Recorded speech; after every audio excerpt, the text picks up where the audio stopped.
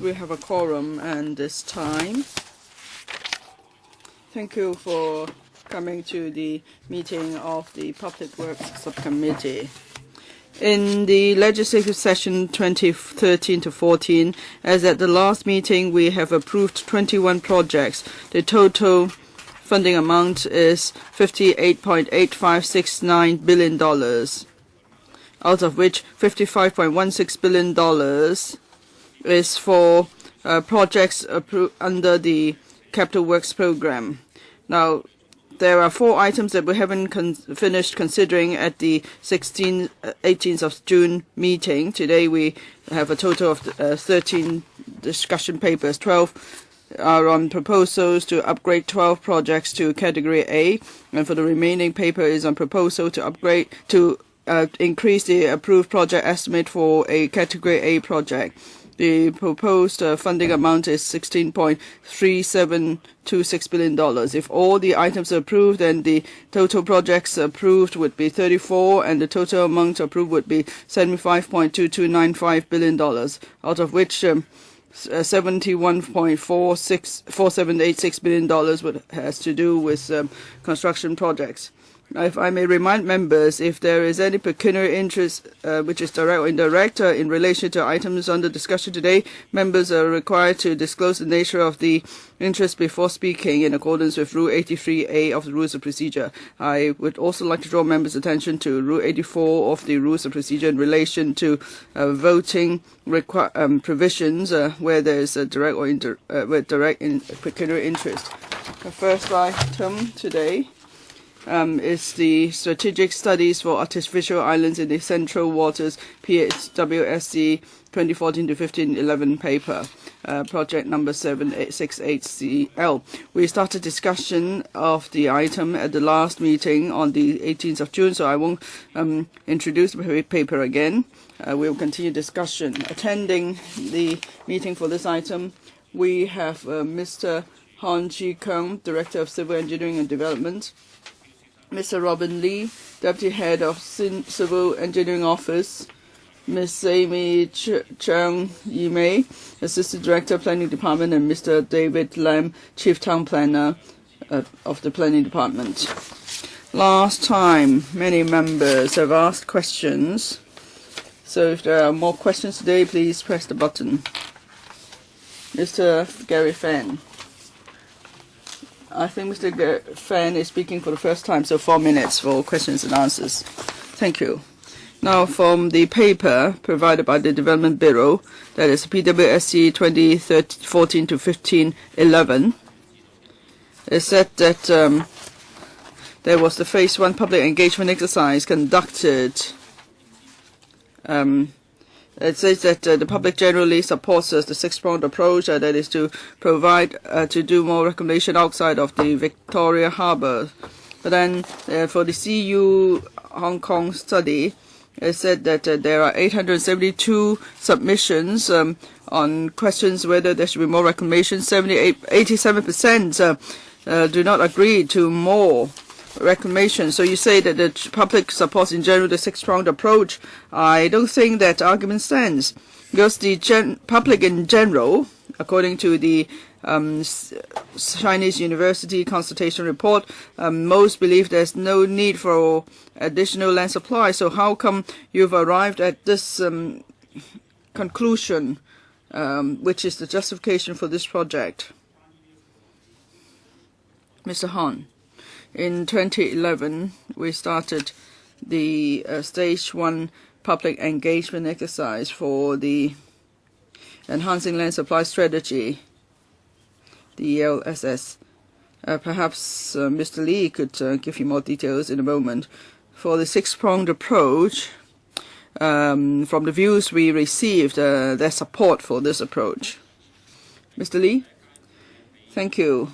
In Stage 1 PE exercise, from 2011 to 2012, we conducted a 4-month public consultation exercise. We did questionnaire survey and a telephone survey. We received in total 40,000 submissions. on various approaches to increase land supply. We've received different views on one particular issue, that is the six-pronged approach, which includes changing land use, redevelopment, land resumption, development of caverns, use of former quarry sites, reclamation, and so on. Now, from the telephone survey, more than 50% supported the proposed approach. 30% had no comments. Only less than 70% were against this approach. So that's why we've concluded that there is general support for the six-pronged approach to increase land supply. For stage 1 PE exercise, we engaged the Hong Kong University to conduct independent analysis for us and to draft a report for us. Ms. Lee, you mean for telephone interactive voice survey? There were 40,000 surveyed. You said 50% supported it. 30% is what? Average? What is the 30% again? Mr. Lee? Of the 40,000. Well, for telephone survey, 1,470 plus. Questionnaire survey, 8,500 plus. And for the remaining, there were 30,000 submissions received. These submissions were sent to us by those who wrote the submission, and then together about 50% expressed support for the approach. 30% had no comments. Mr. Wu Chi Wai, speaking for the first time. One minute, please. Mr. Chairman, I've asked many times for the strategic studies for the artificial islands in the central waters. You are unwilling to narrow the scope of the reclamation to close to the central islands, that is near Khao Yi Chao Island. And then 2007 there was a conservation framework for Lantau Island. You were unwilling to allow that to limit your scope of reclamation. You said you'd like more flexibility, but with flexibility, how are you going to address the concerns of the public? That is, with such flexibility,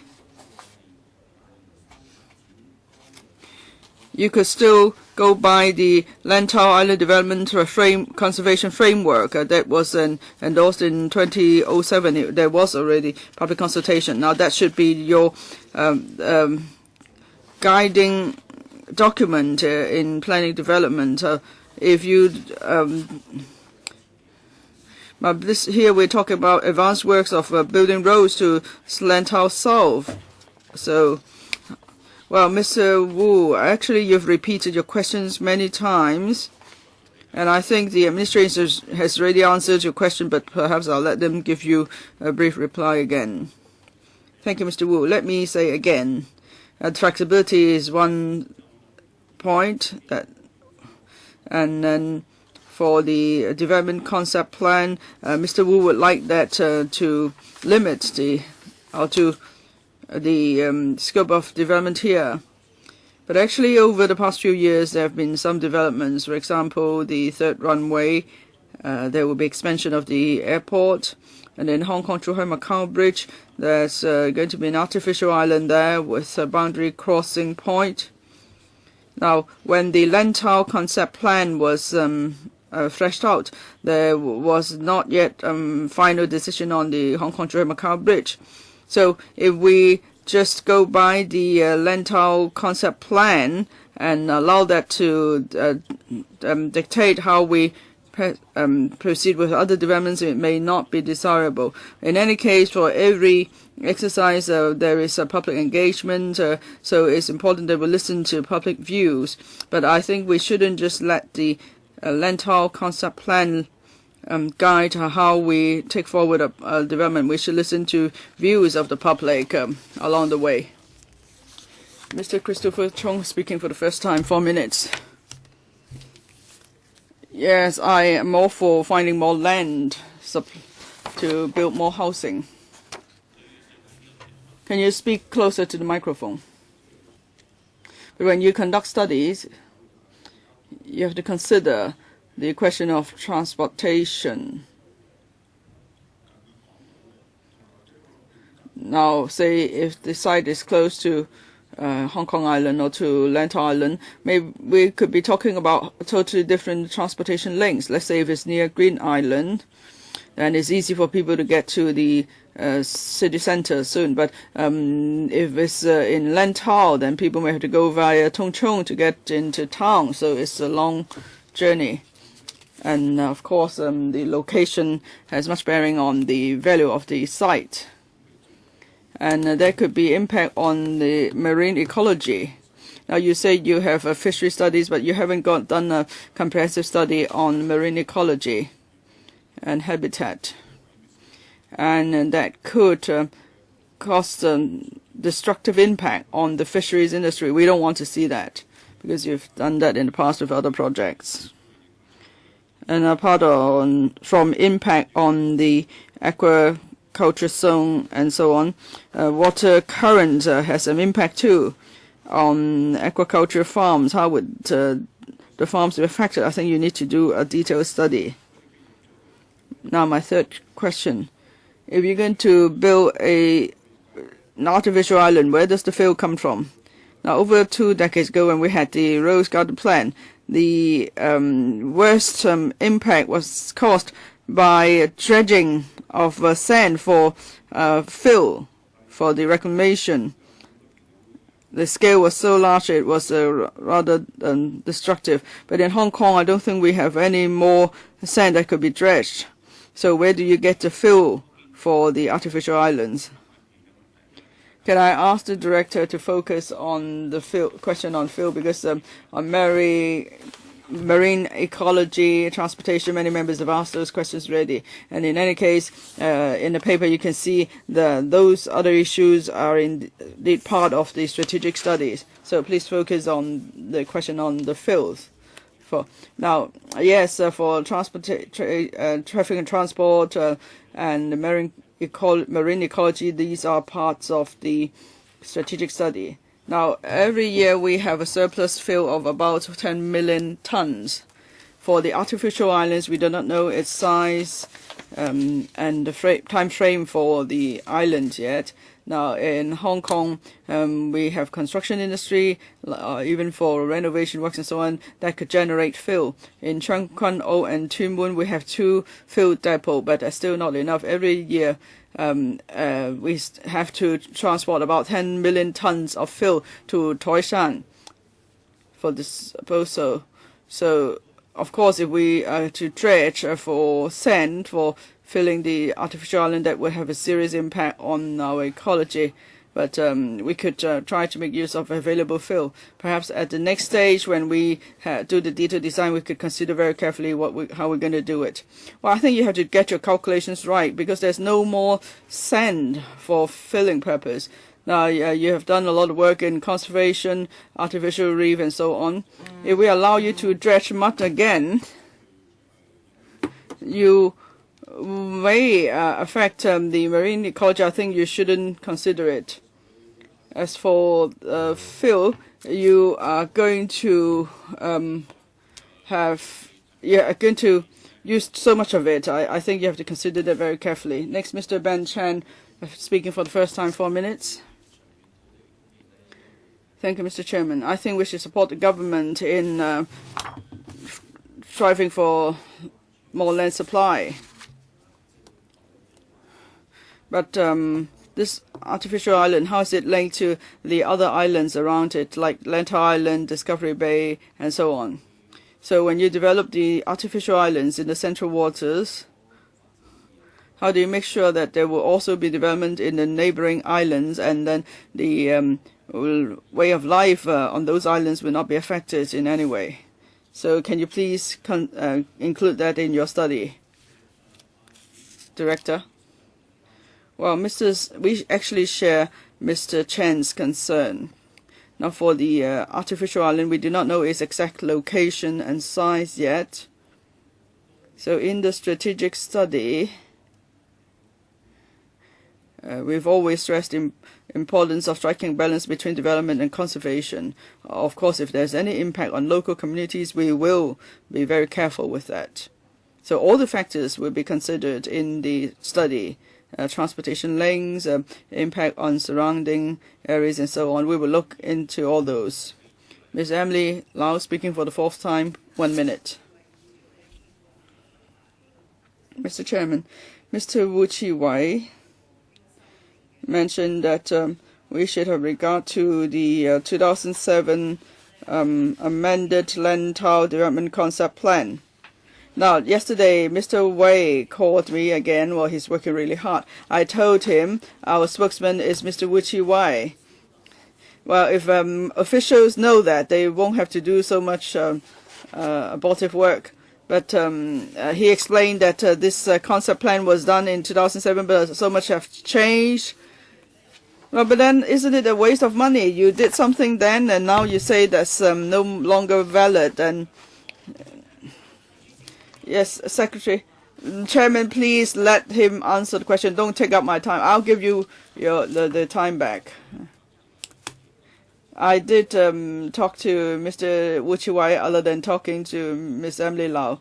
As the director pointed out, for the 2007 concept plan, at the time there wasn't yet the third runway project, and at the time the alignment of the Hong Kong-Macau Bridge was not decided upon, and the size of the and even for the marine park for the Brothers Islands, the location's not been decided yet. So for whatever we can do in relation to the 2007 concept plan, we've started one by one.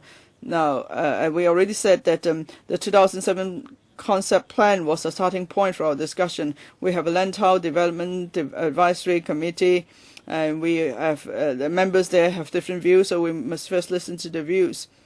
And after the Lantau Development Advisory Committee has completed its work, we will explain to the public our thinking.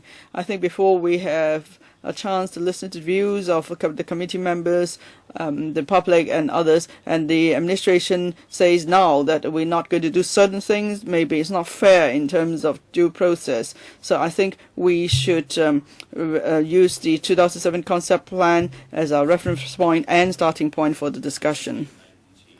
Mr. Albert Chan, speaking for the 5th time, 1 minute. Mr. Chairman, I'm talking about the overall plan. Gordon Wu, in the 80s, conducted a comprehensive study. Of course, at the time, his suggestion was for relocating the airport and the container terminal to the central waters. Are you aware of Gordon Wu's study or not? Ms. Chung? For all suggestions we have received, we will consider them carefully. For Mr. Gordon Wu's recommendation proposal, we have looked at that. Actually, we have considered many different reclamation options in the past. Even for the central waters, for example, we did consider the possibility of a container terminal. It was one of the location options for the container terminal. And at that time, actually, this proposed location was included in our outline zoning plan. So the government did consider reclamation on this spot before. Next, Mr. Wu Chi-wai, speaking for the 6th time, 1 minute. Well, what the Secretary said actually confirmed what I said earlier. You are doing this because you want to pave the way for further development in Lantau. You said that Lantau Development Advisory Committee members have different views. It's true. But before the committee has any consensus, you are proceeding with further studies. Why can't you just limit your study to the Khao Yi Chao area and see what the impact is? If in future there's a need, no one would stop you. Or it's not necessarily the case that we would be against the idea of the need for further development. But today, you limit. why can't you just limit the reclamation to the area where there's a consensus, that is Kao Yi Chao, and you didn't do it. So I think you are taking this opportunity to come up with information to respond to Lantau Development Advisory Committee members' views. Some actually have asked for further development to the Lantau South. Mr. White, as to where we are going to have reclamation, I think this is very different from what we thought about in the past. Currently, we don't know how many artificial islands can be built in the central waters as well as the scope of reclamation. Of course, there was some internal discussion as to some possibilities, but we have no idea about the scope. And that's why the study area is so big, because we have to consider questions like connection, and therefore the study area is quite large. I want to emphasize that this is a study on the artificial islands in the central waters and not about development on the Lantau Island. Gary Fan said 3 minutes. It is said that the central waters has been chosen because, quite unlike the eastern and the western waters, where there are major infrastructural projects under planning and construction, and that's the western side. The eastern side is bounded by shorelines of high ecological value. I'm afraid that there will be an impact on the water currents. So will the EIA of this project look at the ecological impact on other parts of the harbor, on other parts of Hong Kong waters? Currently, for the study area, it is quite large. Please refer to Annex 1. It covers more than 200 square kilometers. We have outlined this study area, and as mentioned in the paper, there will be study on water quality, water currents, as well as the ecology. In other words, there will be an impact study on a number of topics. I want to say that we have had 2 years preparation, and we can see for ourselves that for the central waters we have some general studies, and we believe that this is the best place where we can have artificial islands. The main point is that, are you going to study the surrounding areas in relation to the impact, like the impact on water currents? The study area is already very large. If it is found that other waters would also be affected, of course we'll study that. In other words, after stage 1 EIA, you are not ruling out that there may be further studies. Well, we believe that for this place, it occupies more than 200 square kilometers. I think it is adequate for us to look at the possible impact on the environment by the artificial island or islands that we may have. So we're talking about strategic EIA rather than the statutory EIA study. Of course, later on when we decide on the site of the artificial island or islands as well as the scale, then we will move on to the project feasibility. At the stage of the feasibility study, then we'll carry out the statutory EIA study. Next, Albert Chen, the 6th time. Well, first of all, mention has been made in the reply that once there was the idea to relocate the container terminal and that the central waters may be used as the site for a container terminal, this idea has disappeared. When you first considered the strategies, I think you would try to take a look at the overall planning. What about relocating Kwai Chung cargo terminal, Kwai Chung terminal? And I think there's a more mature way of town planning.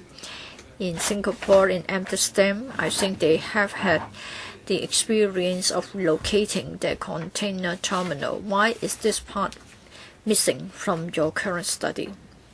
Who will take up the question? Well, Mr. Chairman, I referred to a study which was carried out in the 1980s. That's about the port and airport strategic study. One of the options was eastern part of Liantang could be turned into a port.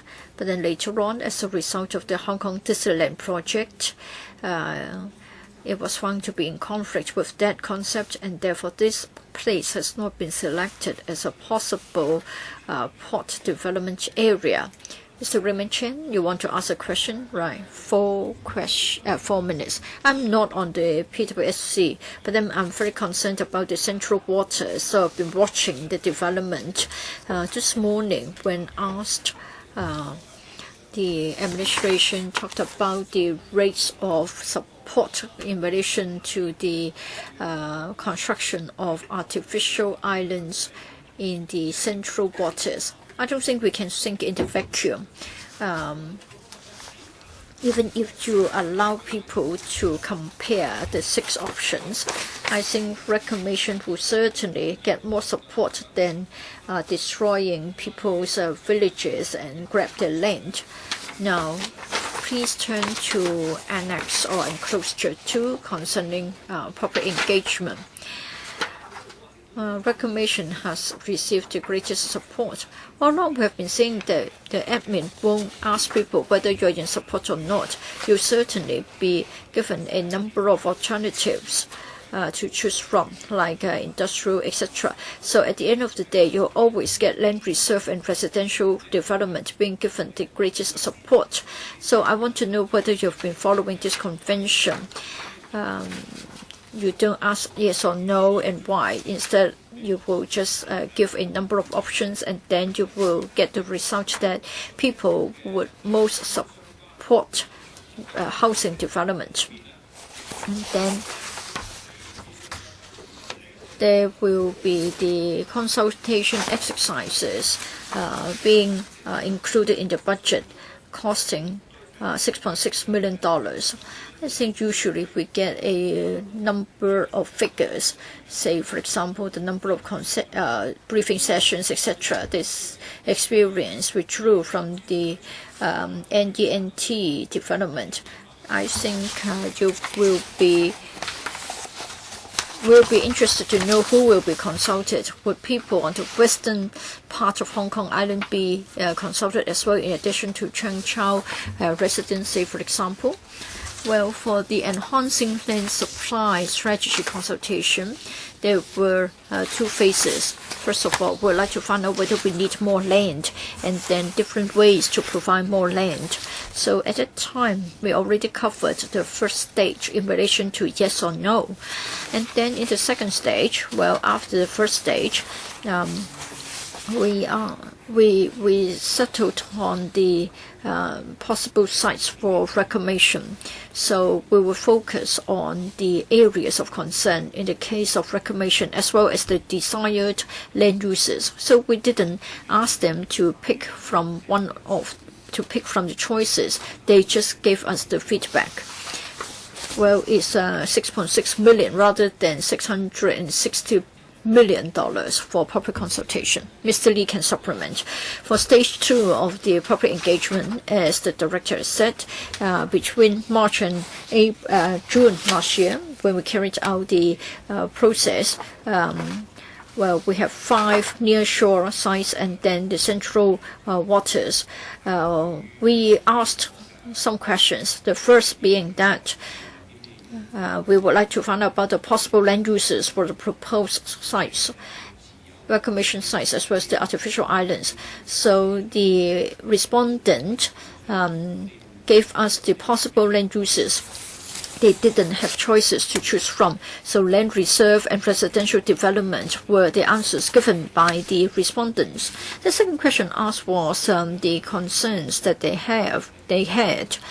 A lot of them were concerned about marine ecology. Once again, that's the area that they showed the greatest concern. When we do consult the stakeholders as part of this exercise, we'll carry out a lot of work. Well, this is strategy, and so we haven't got the scale and scope of the artificial islands. So shipping, fisheries will be covered, and then the relevant district council members will be covered, and other stakeholders will also be covered in the consultation exercise. Once we have got the site and scope of the artificial islands, we'll be having more specific consultation exercises. Next, Mr. Tony Chen, the third time, 2 minutes. Mr. Chairman, for this study, it covers quite a lot of disciplines. So usually I don't support the government's practice that is for the sake of coordination. The government would get one single consultant to carry out all the studies. Of course, the administration will make the final decision, and I won't know what it will be like. But still, I want to get supplementary information. It will cost $200 million. It covers so many disciplines. So when you choose the consultant, I wondered if you would agree with me. That is, you have to make sure that the consultant has got all the professionals from different disciplines. If they don't, then it means that the selected consultants will work together with other consultants. In other words, other consultants will be invited to provide the service. So I want to know whether the government would mandate the professionalism that the consultant must own before they can bid for the tender. Can the information be given afterwards? Yes, Mr. Chairman. Next, Mr. Gary Fan, the third time, 2 minutes. A question from Mr. Lee concerning paragraph 5 in relation to the questionnaire in stage 1 PG. My understanding is that the public were against reclamation. For the 6-pronged approach exercise, I think people were against reclamation. But in fact, 46.6% of the randomly chosen respondents were against. For the non-randomly chosen, it is 42.5% that were against reclamation. So after the administration has announced the 25 reclamation sites, in fact, more people were against reclamation. 63.6% were against all the sites. 33.5% of them were against some of them. Only 2.9%, less than 3%, were not against any at all. And then you talked about 30,000 written responses, as well as the 20,000 plus identifiable signatures. They were strongly against the reclamation option. So for paragraph 5, when you talk about broad support for a 6-pronged approach, I think you should have a very clear idea about the priority. So I'm referring to rezoning, resumption, redevelopment, reclamation, rock haven development, and reuse of ex-quarry sites. Thank you, Mr. Fan, for your question. For the 2 points made by Mr. Fan, first of all,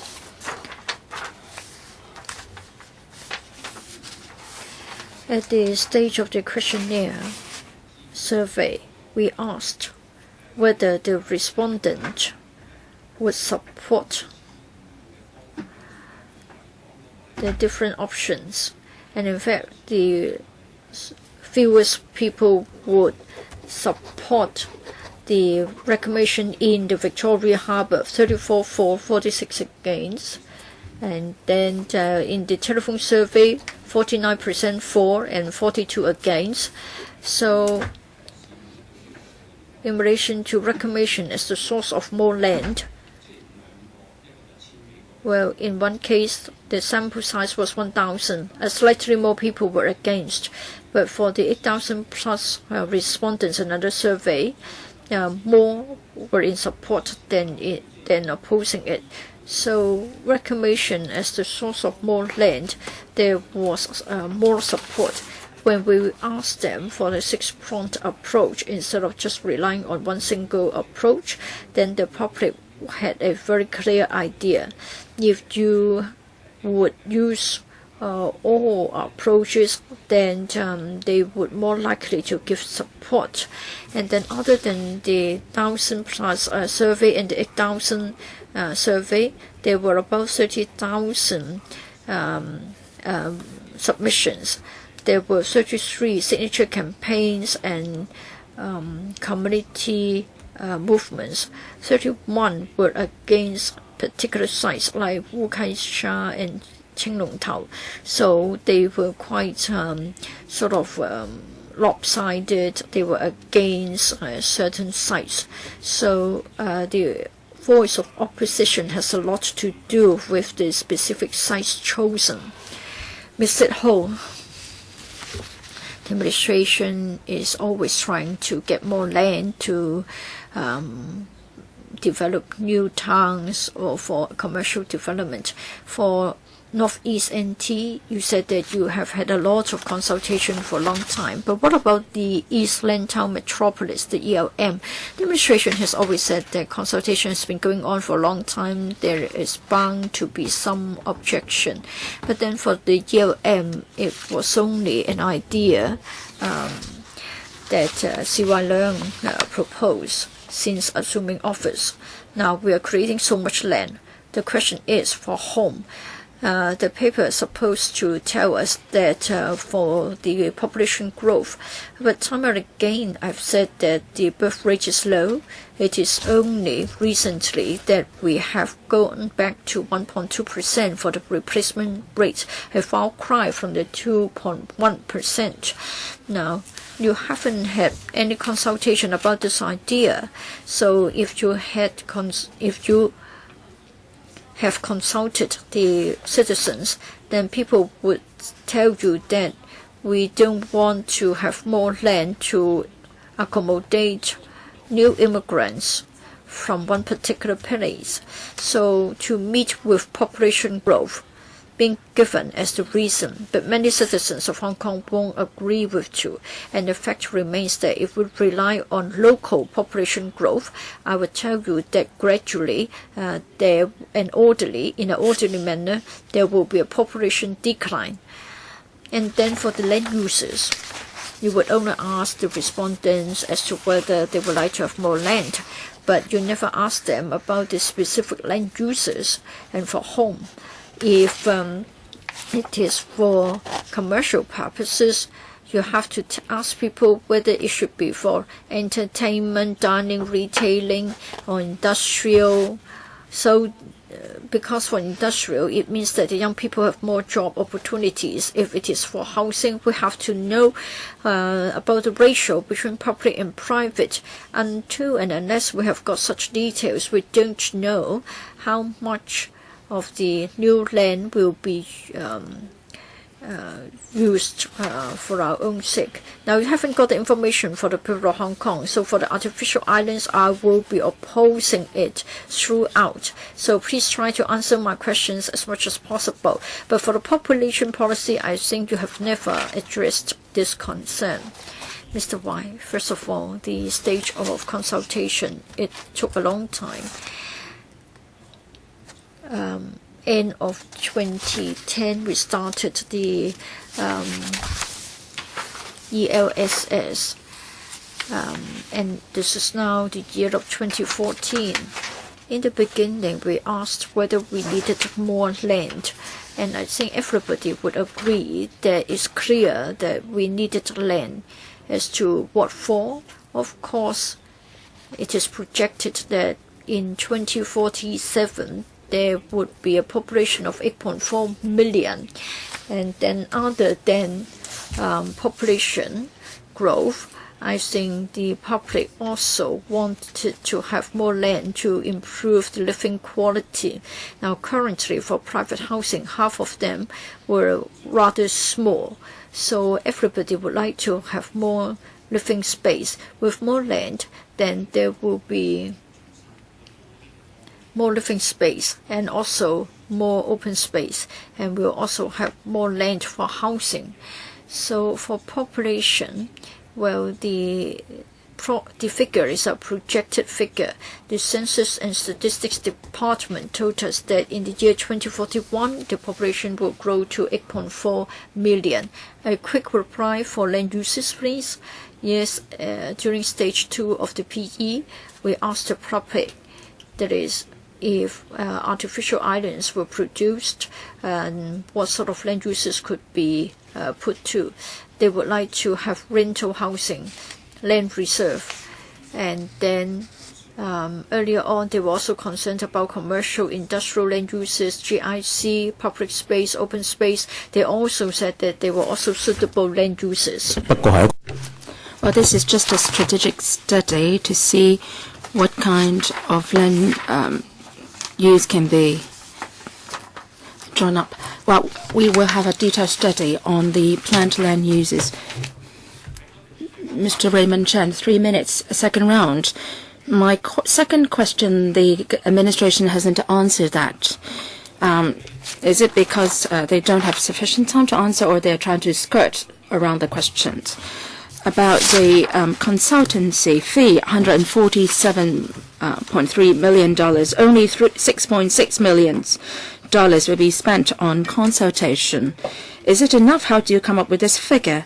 The administration has all along been using 2 criteria, the length of the consultation period and the number of consultation sessions.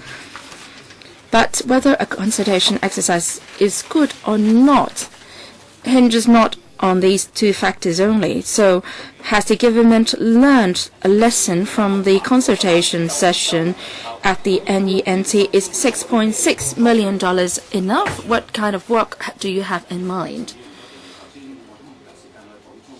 Director? In consulting the stakeholders, well, this is only a strategic study. We don't have the specific locations yet. On marine fisheries sectors, we would first discuss and consult the relevant stakeholders, and the activities to be organized include meeting with them, collating information, compiling reports, and $6.6 million doesn't include the price adjustment because of time, and then there will be animation, briefing models that would take up around $2 to $3 million. When we have achieved certain results in this strategic study, then we will proceed with the feasibility study. Then we will conduct local forums and discussion briefings and so on. There will be local consultation. So at this stage, $6 million should be enough. Does it include the consultation for the next stage after you have come up with the designated locations? No, that is only the concern has to do with the stakeholder engagement relating to the strategic study. You said that you haven't designated certain locations.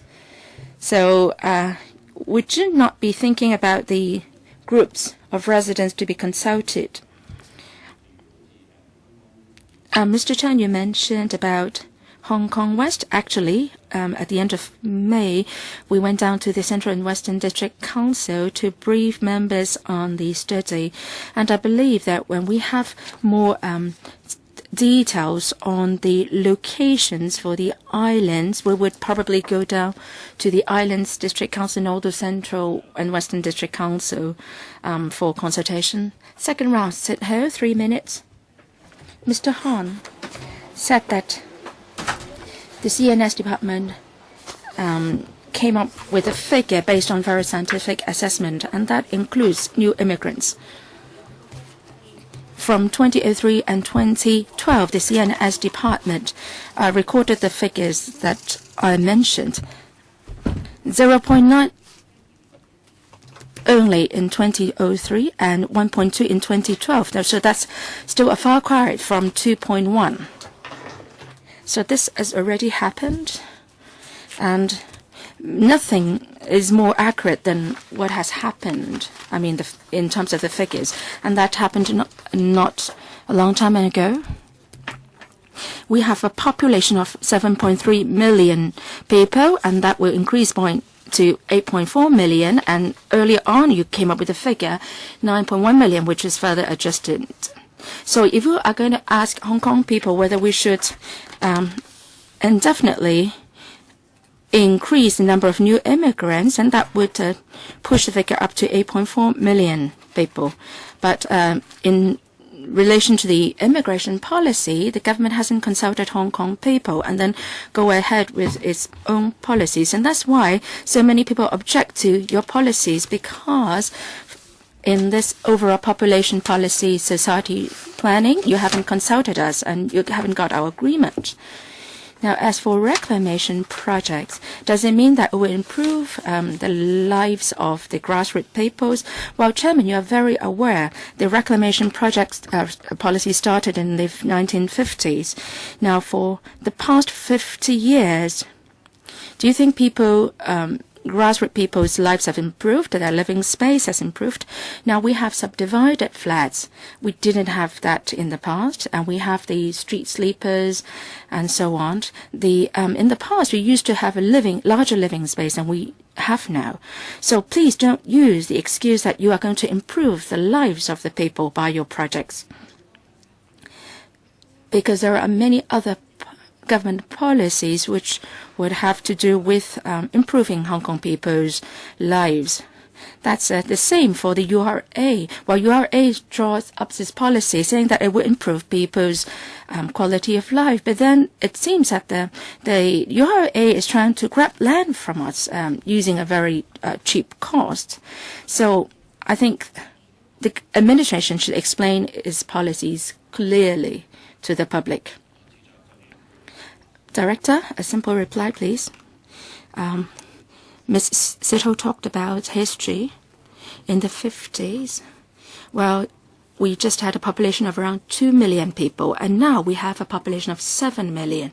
So you can imagine that if not for the reclamation projects conducted in the past, the situation would have even been worse today. So we have reclaimed around 68 square kilometers of land in Hong Kong, 70% of population, and 17% of the people live on reclaimed land, and 70% office space on reclaimed land. I'm mentioning these figures just to let you know that reclamation has all along been a good approach in getting more land.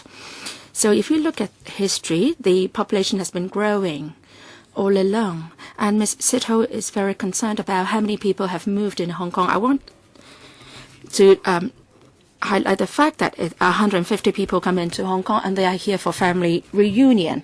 Mr. Albert Ho, or rather Mr. Albert Chan, 7th round. I want to talk about the reclamation policy. I don't object it in principle, but we're talking a major project here. And where is it going to be, and how is the distribution of land going to be done? That's a major issue. If we can develop the Kwai Chung containment terminal into a land for commercial and residential use, and that would be more appropriate in terms of town planning. In Tap Shek Kok or Long Ku Tan, that may be developed into a container terminal. And I think that it's better in terms of town planning and can meet with urban demands.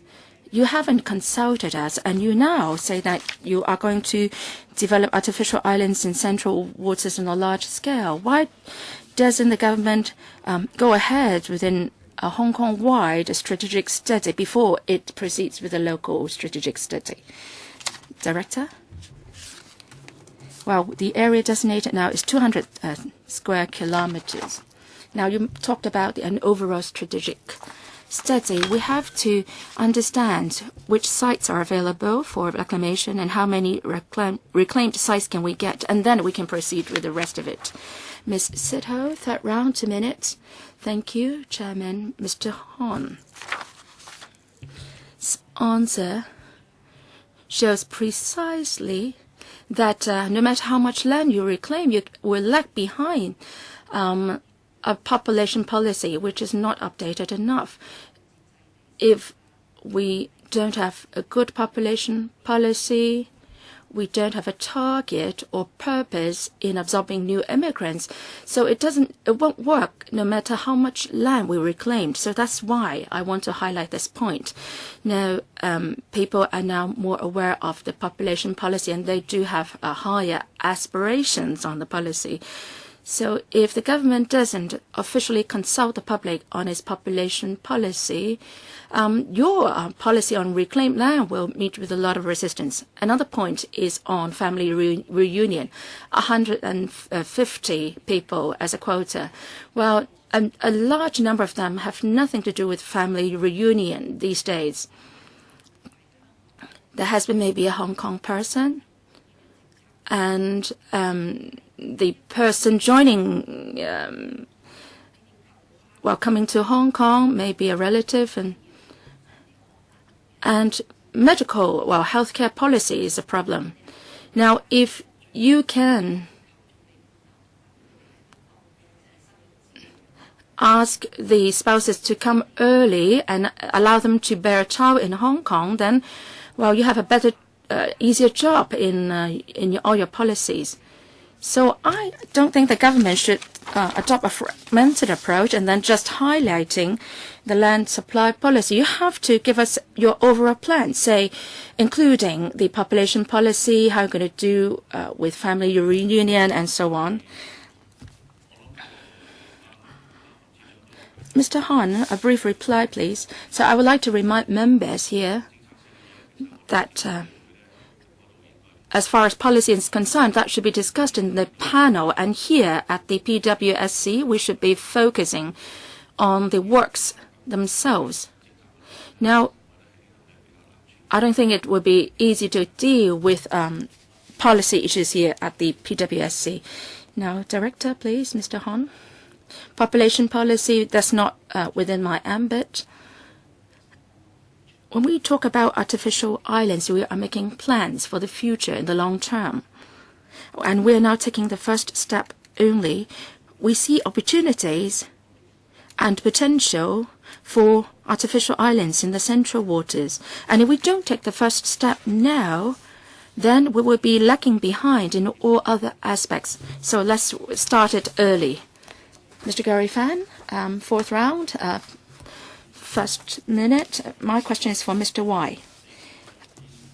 On the 24th of April, you wrote in an article in Mingpao, and it is titled that the government doesn't have any plan to reclaim land around Changchao, and he said that he explained the artificial island around Kao Island will be around 600 to 800 hectares.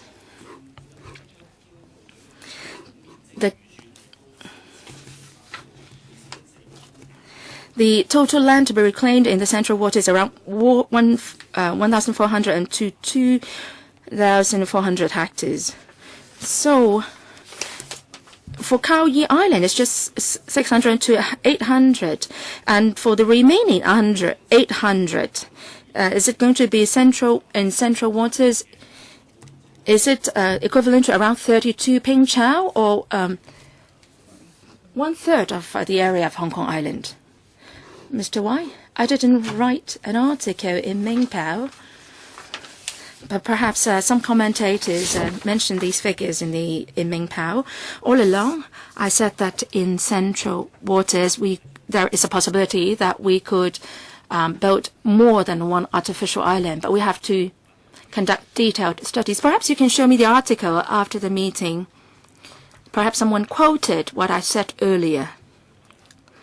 In central waters, one or more artificial island may be possible. And in the first stage, we mentioned some 20 locations, and several of them are situated around the central waters. After detailed study, we will be it's only after detailed study that we will be able to specify the location of the artificial islands and the area. So we had initially a rough estimate, and we said the total area will be around 1,000 hectares or so. That's just a preliminary figure. Mr. Wu Chi-White, 7th round, 1 minute. I would also be long-winded, and in the revised concept plan for Lantau, it says that, well, in 2002, there will be a marine park in southwestern Island to be built around Lantau. And up to today, it is not mentioned at all. The southwest Lantau Island Marine Park. Well, that was approved by the Country and Marine Parks Board. And this is something that we should do with support, and we didn't do that. And for the Lantau Development Advisory Committee, it also mentioned that this plan should also be included in your study. The study also covers reclaimed area of Mui Wo and Heung Chao.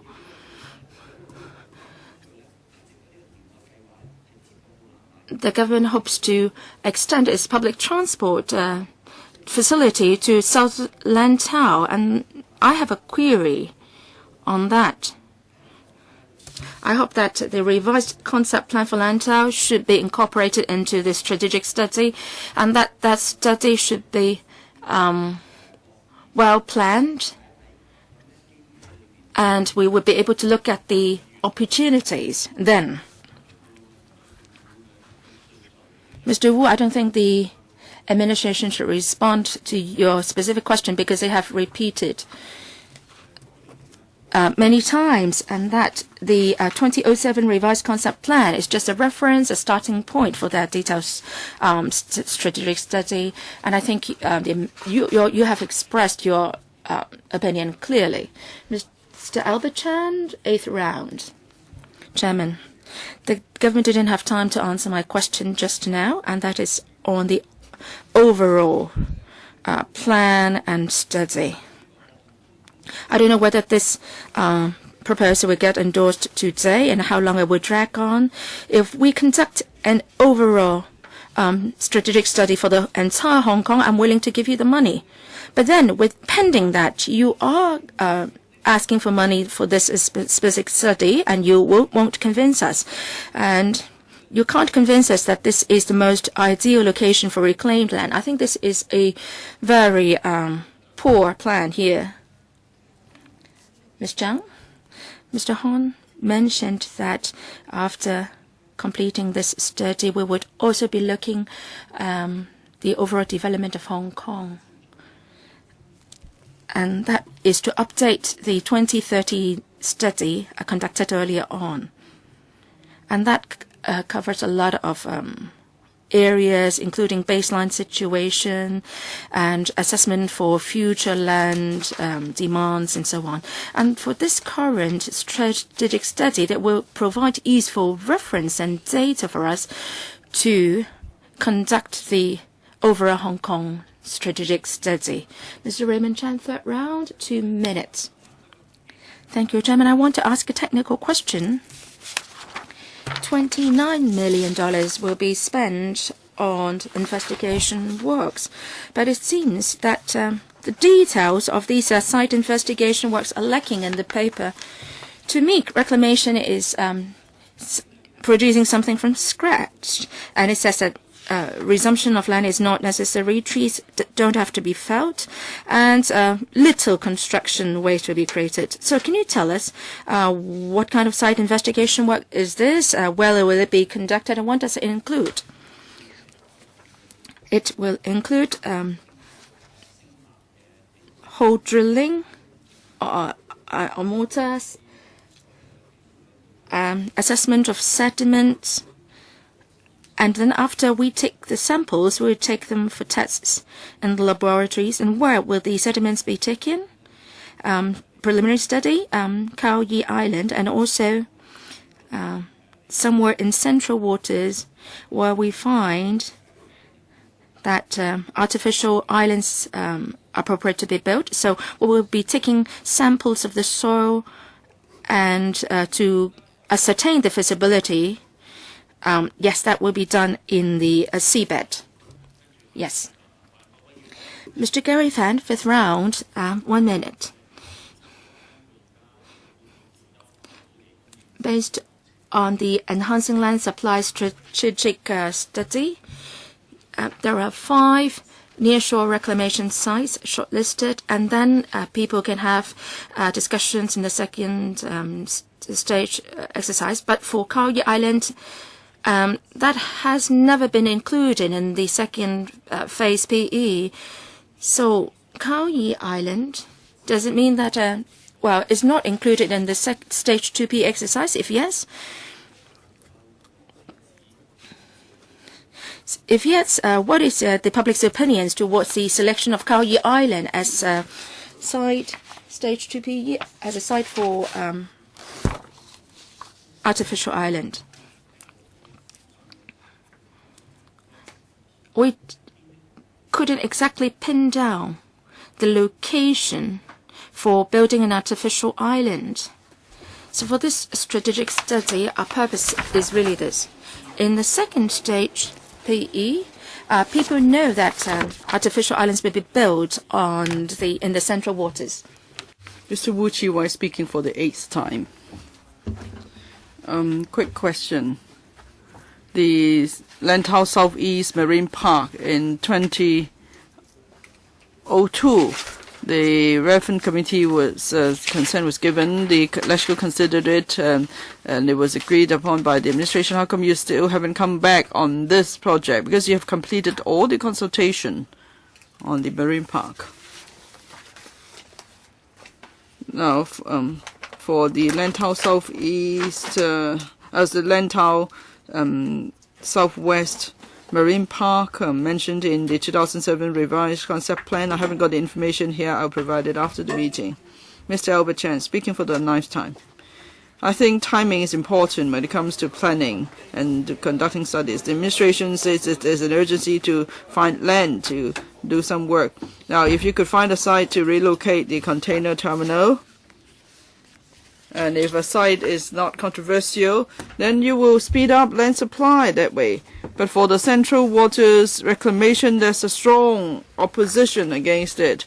So once you get your strategy wrong, all that follows will fall through.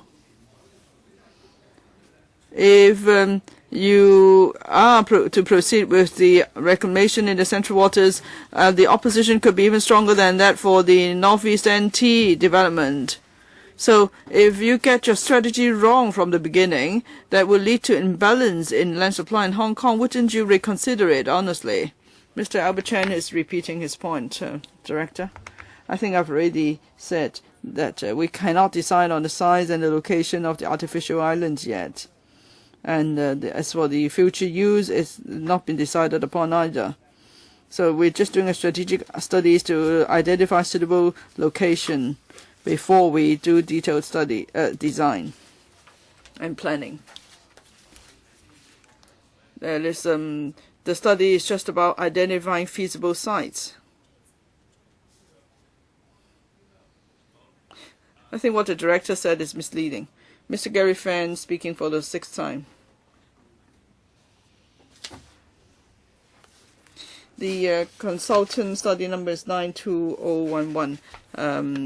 Is the feasibility study on developing a cavern and so on. And there's an executive summary to say that there are 24 shortlisted sites for reclamation. And site 27 is Kao Yi Chao. But in 2011 to 2012, in a stage 1 public engagement exercise, the administration listed out 25 shortlisted sites, and Kao Yi Chao, which is number 27, is not on the list. Can you explain why? At that time, you did not disclose to the public there was one possible site for consideration and discussion by the public? If that site was on the short list, but then you decided not to include it in the public engagement exercise, what are the reasons? Why don't you list the site together with the other 25? Director, I think I've said that already in the past. Let me say it again. In the first the stage 1 public engagement exercise for the 25 sites chosen, it's because the public said if we do not tell them which are the possible sites, it's impossible for the public to give their views on the possible land use. That's why for the 25 sites, we wouldn't say they are the confirmed sites. They are just examples for reference by the public. We're just drawing circles. If you look at the stage 1 information, those are just approximate locations. They're just circles. They are not the exact location of the island. Mr. Albert Chan speaking for the 10th time. Mr. Chairman, I think what the director said is misleading. If you say it's purely a conceptual study, I have no objection to it. But here we are talking about feasibility studies for the work. So if we give you the money to do it, that means in principle you have already adopted the concept. That means you agree there should be commercial and residential use in the Central Waters Island. So that means you support that direction. I asked whether there are other better alternatives, but you've never studied that and you've never consulted the public on that before you came to a decision to do a works feasibility studies for the site. Can you explain what is meant by strategic studies, feasibility studies, and so on? Well, this is not a detailed feasibility studies on works. I wonder if I've made myself clear. This is a strategic study. We see potential for the central waters, but then there could be many reasons to consider, like water current, how it may affect the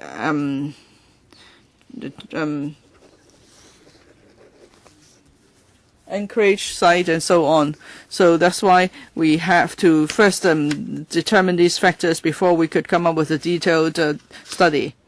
Mr. Gary Fan speaking for the 7th time. Thank you, Mr. Chairman. I'm still on Kao Yi Chao. Before stage 2 public engagement exercise, you've already shortlisted Kao Yi Chao is one of the 27 sites, but for stage 1, you've only included 25 sites. And then for stage 2, for the 5 artificial islands close to the coast, you're able to draw circles, as you pointed out.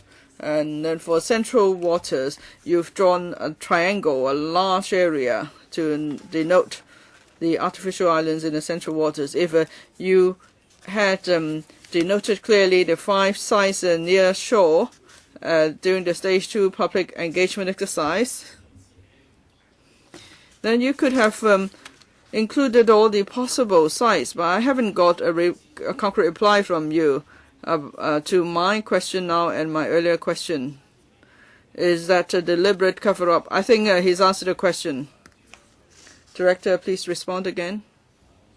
I'll ask Mr. Lee to respond. On the 4th of January 2012, when we started stage 1 public engagement, we had a press conference. For stage 1 PE exercise, we wanted to ask the public about the views of reclamation outside Victoria Harbour and the development of caverns.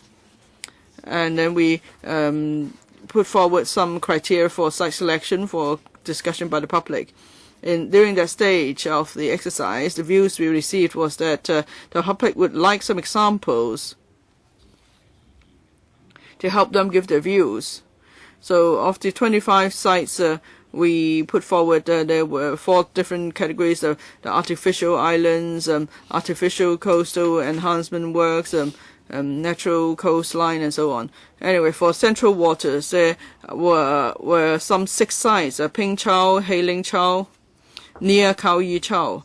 We use circles and squares to denote the sites. We do not give the exact area. In our whole study, there was the public engagement exercise part. There was also the technical study part. For PE1, the public told us which site selection criteria are important, impact on the environment, on local communities. And then we collected the information, and then from 48 different sites, we prepared a long list. So there were initially 27 sites. Now, out of these 27 sites, many are in the central waters. And after we completed our study, out of the 27 sites, we identified 5 sites close to shore. Because for the central waters, there are many possibilities. At the same time, there are many constraints as well because of the sea navigation channel, of the location of islands, and so on. At the time, we did not have enough evidence to give specific locations of site and ask the public for views. That's why during stage 2 of the public engagement exercise, in that document, we've just denoted a larger site for the public to give views in regard to the central waters. And the public actually have put forward a lot of views on points that we should take note of if we are to proceed with the development in the central waters. Mr. Albert Chan speaking for the 12th time. Now, you say this is not engineering study, it's just conceptual study, strategic study, but that's not the whole truth. Now, when the administration planned to build an incinerator, you found a site in Tuen Mun and another site in Lantau South. And then you conducted studies on the 2 sites. At the end, the administration picked the Lantau South site. So the 2 studies went concurrently. But then for the central waters, you only do a study for central waters, not like you have several sites. We want to do a planning study, we need so many hectares of land, maybe we'll pick 3 or 4 sites around the territory, and then you conduct strategic studies on those sites.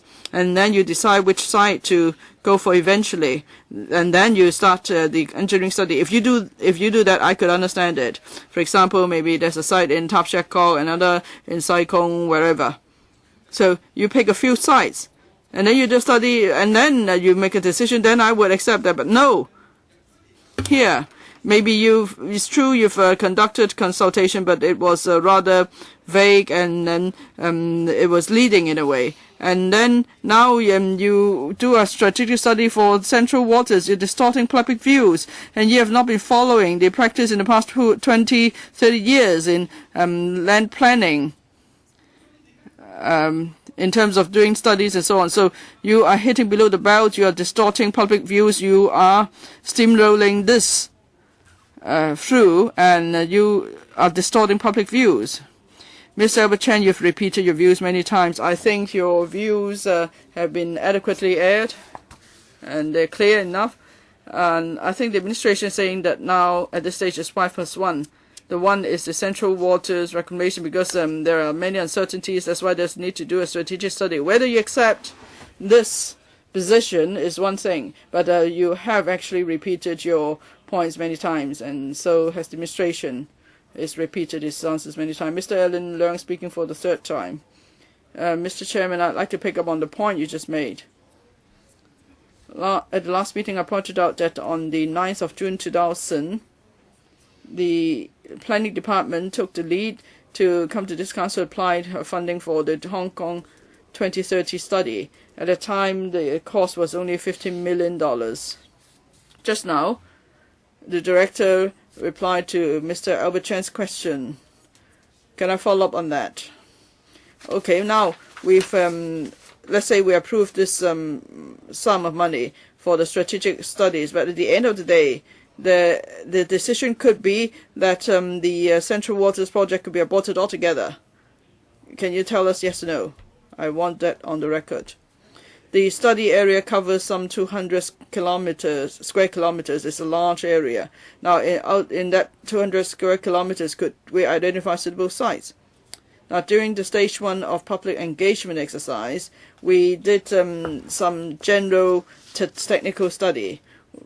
We could see that in the central waters, there's a good chance for an artificial island to be built there, but where and how big exactly, we can only decide on that after we've conducted a detailed study. So I think after we have completed the strategic studies, we should be able to identify suitable locations and decide on the number of locations and so on, and what the transportation links would be like and so on. Now, sorry, my time is limited, so with due respect. Now, so my understanding is that definitely there will be an artificial island. It's just a matter of where it will be and how it will be built. That's all. Because 14 years ago, we spent only $15 million. Now we are going to spend $226 million for this strategic study. So is it the case that definitely there will be artificial islands, just a matter of where and how big, right? Yes, I believe the chance is good. It's very good. Mr. Rain Chen speaking for the fourth time. 1 minute. I want to ask about the expenditure.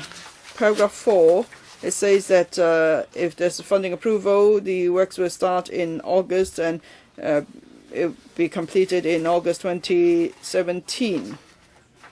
But we look at the money of the day terms. Even in 2019, we're still paying about $50 million. How come you are still paying money up to 2019 when the work's supposed to be completed in 2017? Is it because you are expecting delays already, Ms. Lee? Yeah, we expect the studies to be completed in 2017. That means that's the 2017 to 2018 financial year. And after we complete the studies, of course, we need to finalize the study reports and so on. So we'll still keep some money for that purpose. So for the year 2018 to 2019, there's about $10 million left. That's actually to pay off the balance. Mr. Gary Fan speaking for the 8th time. 1 minute, please. Thank you. Yes, let me find my question. Just now, I showed Mr. Wei the article I found on the internet. An article signed by Mr. Wei that is the waters around Khao Yi Chao are not the only possible site. The administration would do a strategic study and decide on the suitable location for artificial islands, the number of such islands, the size and so on, and all sorts of constraints, environmental constraints and so on. Can the administration clarify that whether you're going to do the studies through a consortium or not to the south of Cheung Chau, to the north of Lam Ma Island, you would also consider the possibility of artificial islands there?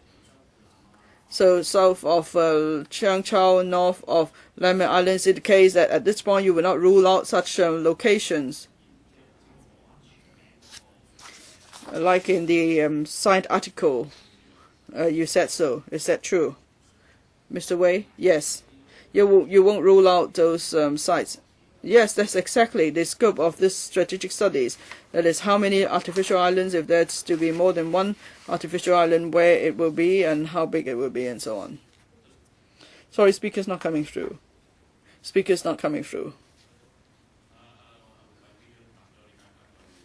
Mr. Wei has already answered the question. Please, can you give a brief reply? Sorry, speaker's not coming through. Sorry, the speaker is not coming through.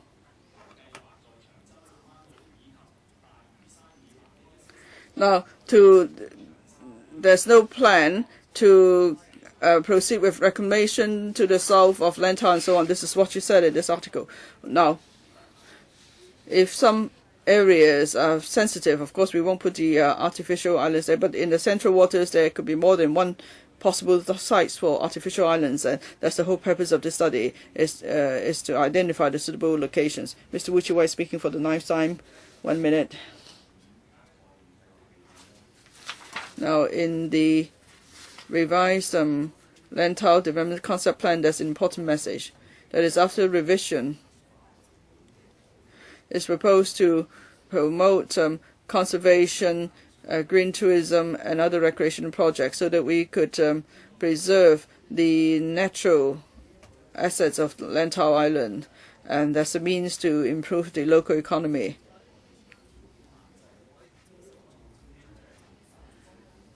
Now, the Lantau Island plays a role itself. That is conservation. And for North Lantau, there could be further studies, unique studies on Sunny Bay, Siu Ho Wan, reclamation, and so on. If you could include that here, and then you can take out reclamation in Mui Wo or Heung Chau. I think that you could give more assurance to the public. That is, we know the administration is determined to turn this concept into reality. Mr. Wu Chi-wai, you are just repeating your point. I believe the there's no need for further reply from the government departments. You keep saying they don't need to respond. No, I asked them whether there's a need, but they say no need. Mr. Wu Chi-wai, the fact is, I've actually jotted down what members asked. It's true that you have repeated many times about the 2007 concept plan. So what you've asked, has been repeated many times, and that's why I just now asked the director whether he would respond further. If he chooses not to respond, there's nothing I can do. Yes, I see your point, but you are in the engineering sector. One is about entering constraints and so on. There are different issues. Yes, because you've repeated your point many times, so let me repeat what I've jotted down. They have said that for this project, this is the Liantang concept plan would be the reference point and starting point for the study, but they would not let the concept plan to impose constraints on further developments. But you say this should be an engineering constraint, and they're saying that no, it cannot be done that way. And I've asked them whether they would like to respond again. If they respond, actually, they'll just repeat their points. That's why I think your views have been adequately aired. We've heard it many times. And if you keep repeating points, it really doesn't help this discussion, I think, because the points have been aired adequately. And of course, on other occasions, you could continue to pursue the matter. That is, they do actually take the concept plan as their reference point. Thank you. 以下1分鐘。And learn the fourth time. 1 minute. I would like to clarify and have it put on record. This is going to cost us $200 million. It is a so-called feasibility study or strategic study. I'm getting confused. Before you actually construct the artificial islands, what about the town planning process? Can you not elaborate on this point? Town planning process, Ms. Zhang. Thank you, Mr. Chairman. If I may explain once again, the process involved in the territory study. Last time we had the Hong Kong 2030 study. It's for the entire territory. So we didn't just look at the concepts. Rather, we had to put together a lot of useful information. Say, for example, the strategic study that we are trying to embark on, the kind of strategic studies that we have. In the year 1997-98, we have the Northwest NT study as well as the Northeast NT study. Mr. Albert Chen also referred to the port development study. The THB is also studying the port development 2030, so they would all be regarded as an important basis for the studies. We also looked at the railway development, so all of them were necessary inputs for the updating of Hong Kong 2030. What we are doing is that for the information in different important studies, they will be put together, and then we'll have a comparison and an assessment, and then we'll try to see what shape the future development will take. Last time, we only applied for $15 million. This is because most of the work was carried out by the planning department internally using our own resources. For the $15 million, that was for a strategic EIA as well as the public engagement exercise. And of course, would like to carry out a study on the economic land uses. So they will form a very important basis for our consideration. In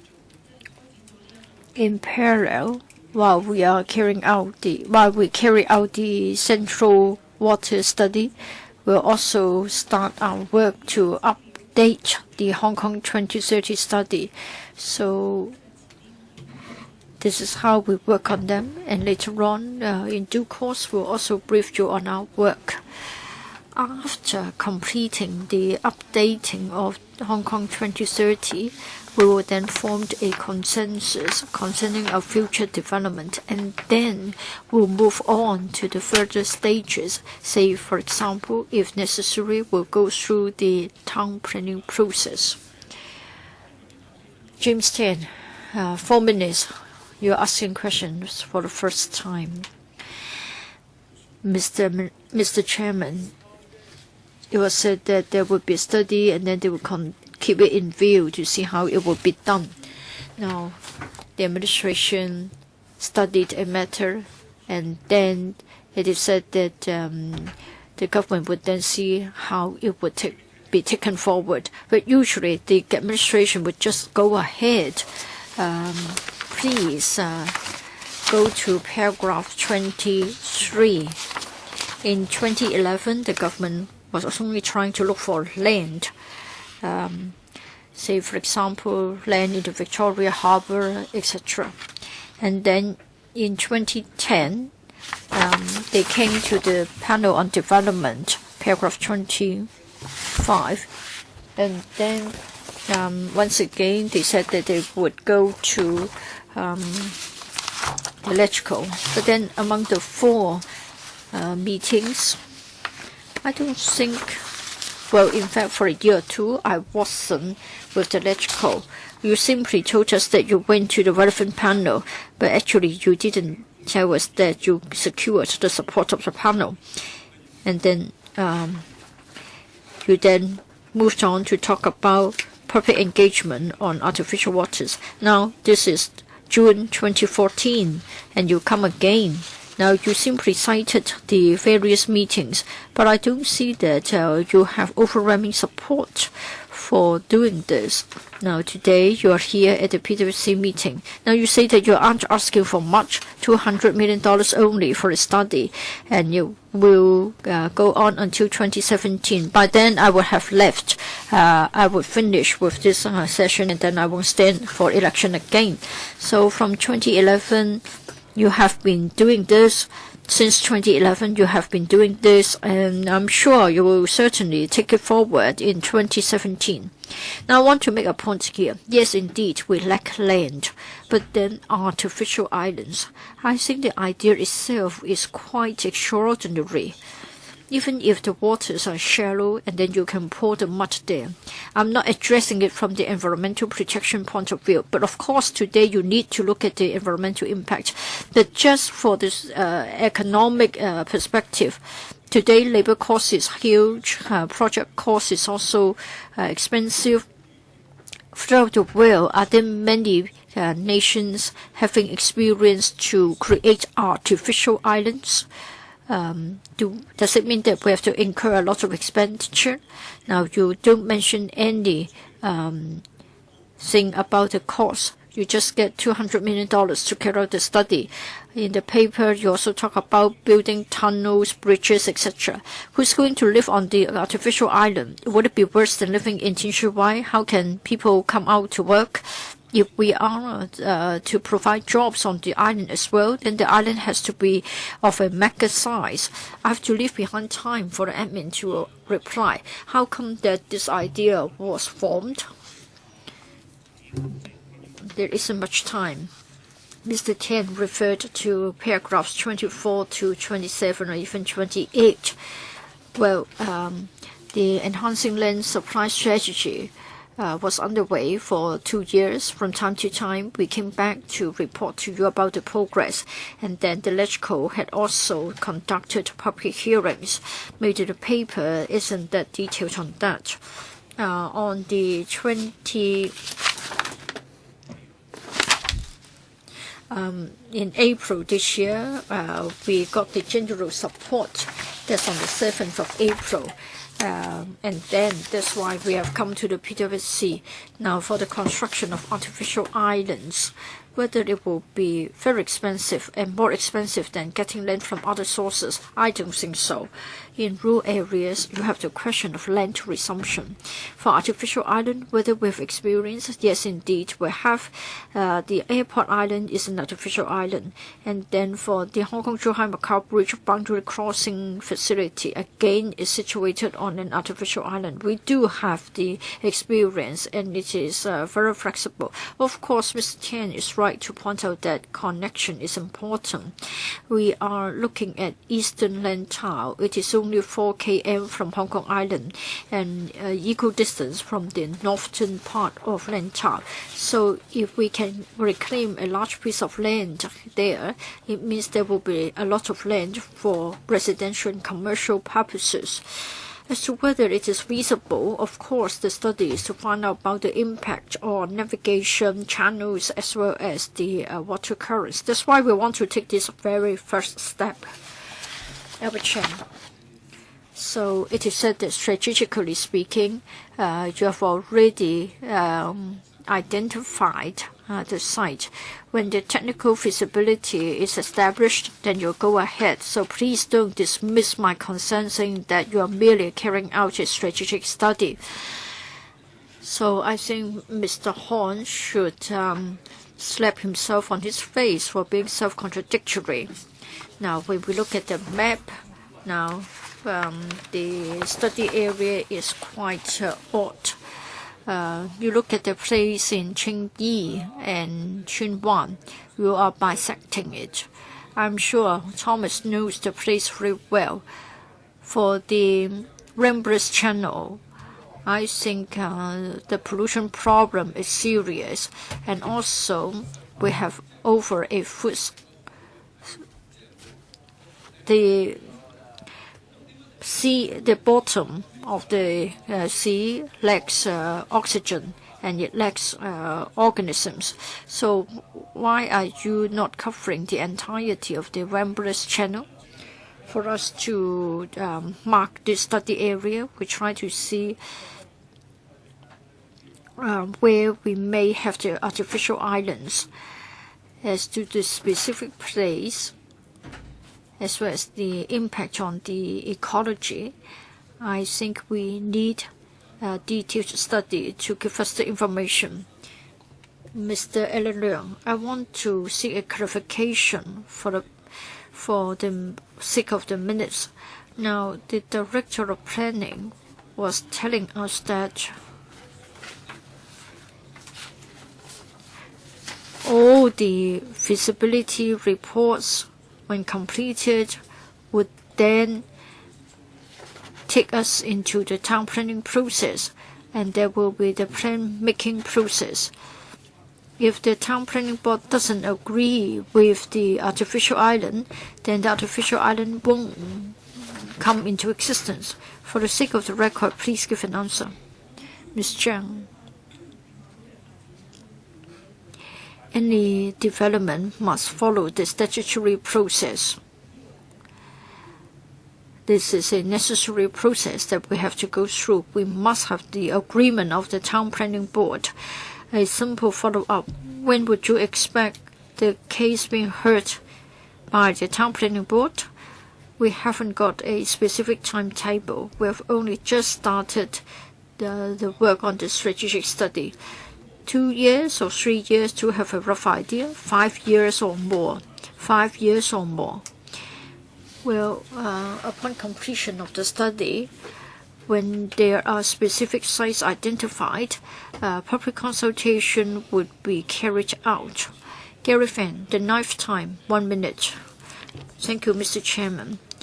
At the development panel meeting, in answer to Fernando Zheng's question, the Secretary for Development said that they didn't hit the height of Wei Kao Yi Chao.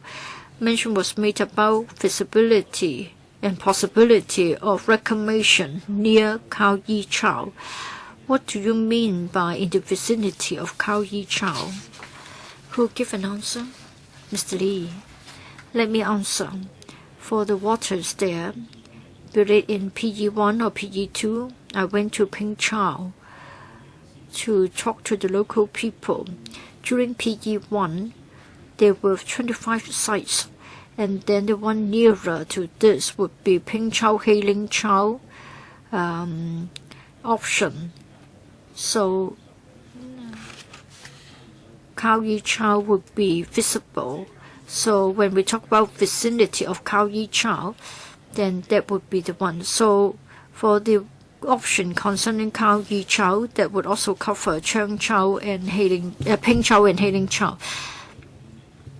When you take a look, then you see that it is very close.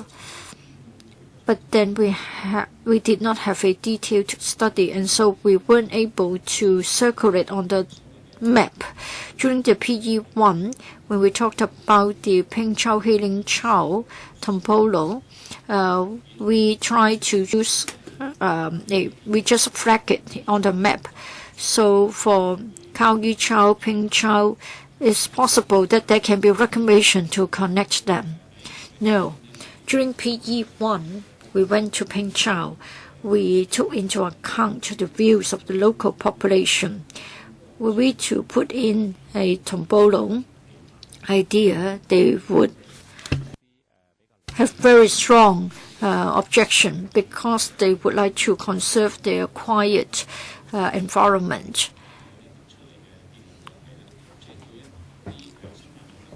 For ecologically sensitive areas, generally speaking, the public would like to protect and conserve them. And when we have an existing community, in particular mature communities, they are strongly oppose it. So we have to look at the site selection as well as the scale and scope.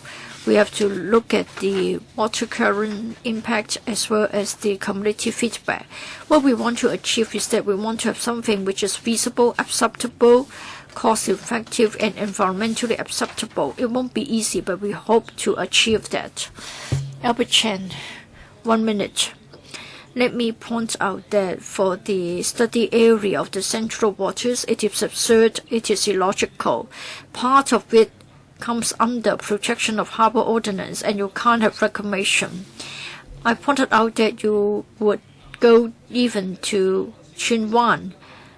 You can't touch the coastline. Of course, I understand. But then, what about water quality? You would also include environmental impact study for Chinwan, for the most polluted part. You are taking it out, and it won't be covered by the study. So it gives people the impression that you are dodging the issues, and it is most unfair to people in Chinwan. How come that you are so absurd in your demarcation of the study area? We are talking about 20 square kilometers. If there will be a possible impact, then of course it will be included in the study area. The director of CEDD in 2014, on the 8th of April, at a radio phone-in program, a question was asked of the director whether Khao Yi Chau would be chosen for reclamation, and when an announcement was made. At the time, the director of CEDD muddled through. Now it is said that Hailing Chau, Ping Chau population have very strong reaction towards the idea. I want to know whether at this stage you can say clear-cut that for Ping Chau, Hailing Chau and the nearby waters, even if you are going to carry out a study, they will not be chosen as the site for artificial island, so as to ease the concern and set the minds at peace. Is it possible to give an answer here? First of all, I wasn't interviewed. I think probably it was Mr. Lam. Mr. Lam side home. Well, on many occasions, we've said that for the specific locations, scale, and scope, we haven't got any preconceived ideas. For all your concerns, including project-related concerns as well as public concerns. All of them will be addressed, so you don't need to worry. I think you have said that for Ping Chai and Haley Chow, you are going to stay away from them. We haven't got a specific location. Well, I think the questions are repetitive. I think the department's answer is quite clear. Albert Chen, the 14th time, I'm grateful to the director for telling us that for the areas near Chinwan, they will also be covered by the study. It is reasonable to do so. Now, this is a strategic study. How come that a lot of waters covered by the PHO are also covered? You are being provocative, right? What is the logic? Certainly, you can't expect to have reclamation within the Victoria Harbour, and yet quite a lot of your study area encroaches upon the PHO. My understanding is that if there is overriding public interest, we can't have reclamation in Victoria Harbour. Of course, here we have to study a larger area. Mention has been made about connection. We need to look at the question of connection with the Eastern Liantang metropolis, and we have to observe all the environmental requirements. Mr. Gary Fan, 11th time. I'm not repeating my questions, and I am asking different questions. In the paper submitted to the Islands District Council on the 22nd of April 2014, no details on the location of the artificial islands has been provided, and in the CE's policy address this year, the idea of the artificial islands has been floated, and in the consultant's report, it is said that many locations in the central waters are being considered. So I would like to ask the administration, when exactly did you decide on the locations on the central waters during the period from the April of 2013 to January 2014. Up to now, you haven't decided on the exact size, right? Yes, that has not been decided yet. I'd like to thank Mr. Fan's question. In April, in March 2013, we consulted the Islands District Council on the plan for building artificial islands in central waters. We've listened to members' comments, and we've heard views on the possible land uses, connectivity in terms of the public transport to be provided. These are the concerns of the District Council. Now, this year, we went back to the District Council again. We heard clear views on the possible land uses and the transport modes and so on. Mr. Albert Chen, 15th time. I would like to ask questions about the protection of harbour ordinance. Central Wan Chai bypass, we had a litigation and there was a ruling in the end, and that was final. That project was allowed ultimately. But then we're not talking about the central waters. Now, if we have to build a connection to Qingchao, there used to be a reclamation proposal for Qingchao, but that was disbanded. But if you have to connect make connections to the artificial islands, you must do some tunneling works at the harbour, which is covered, the harbour areas which is covered by the PHO. So taking reference from the Central Wan Chai bypass case, do you think it's allowed, or else you'll be pouring money down the drain? If you can't make connections via Qingchao, so any development will be put to a waste. Legally speaking, are you sure that you can do that? Well, as I said, if there is no overriding public interest, then we can't reclaim land, do anything with the areas within the Victoria Harbour. And I know that connection is a major issue, but as of now, we still don't know how we're going to connect and where the connection points will be done. So that's for the next stage. Mr. Gary Fan, the 11th time. The paper says in the beginning that this project has to do not only with the feasibility study on constructing artificial islands, but also the development of an East Liantang metropolis. So the artificial islands do not come singly. They have to be connected with other major projects like the ELM and other infrastructure projects. So the area demarcated covers a wide area, including Lima Island, Lantau, and so on. So has the government made an assessment of the ecological impact brought to Lantau Island, the ecological system, heritage, and so on and so forth?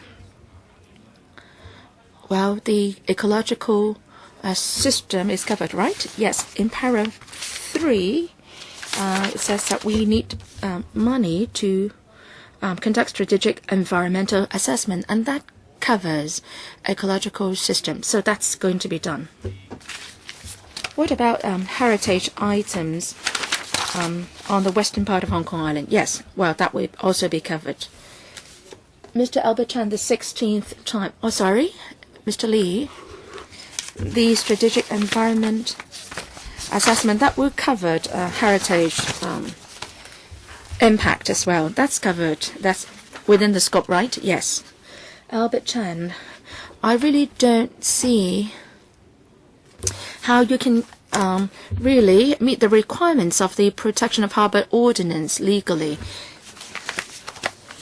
You are coming up with this plan after the implementation of the PHO, and it would be difficult for you to provide evidence to the court that reclamation is a necessity. And you have to build a bridge connecting to the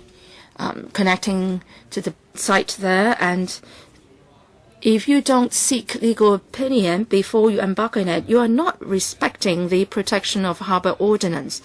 I think you are just like C.Y. Leung, playing around with words and disregarding the legal framework. Are you asking the court to dovetail what you do? Shouldn't you be seeking legal opinion first on connecting the artificial islands, and you have to prove that you have an overriding public interest, but I don't see that here. Well, I think, Mr. Chan, you have made yourself very clear. So, Director, would you like to respond again? Chairman? We would definitely meet with the requirement of the law, but we haven't come to that stage yet. We don't know how we are going to do the connection, but we know that the requirement of the law is that that should be an overriding public interest. And if we need to do reclamation within the Victoria Harbour, we would seek public legal opinion. Mr. Garifan, 13th time. The paper compares the ecological impact in the central, western, and eastern waters. And you are now extending the area of your study to the very southern part of Hong Kong.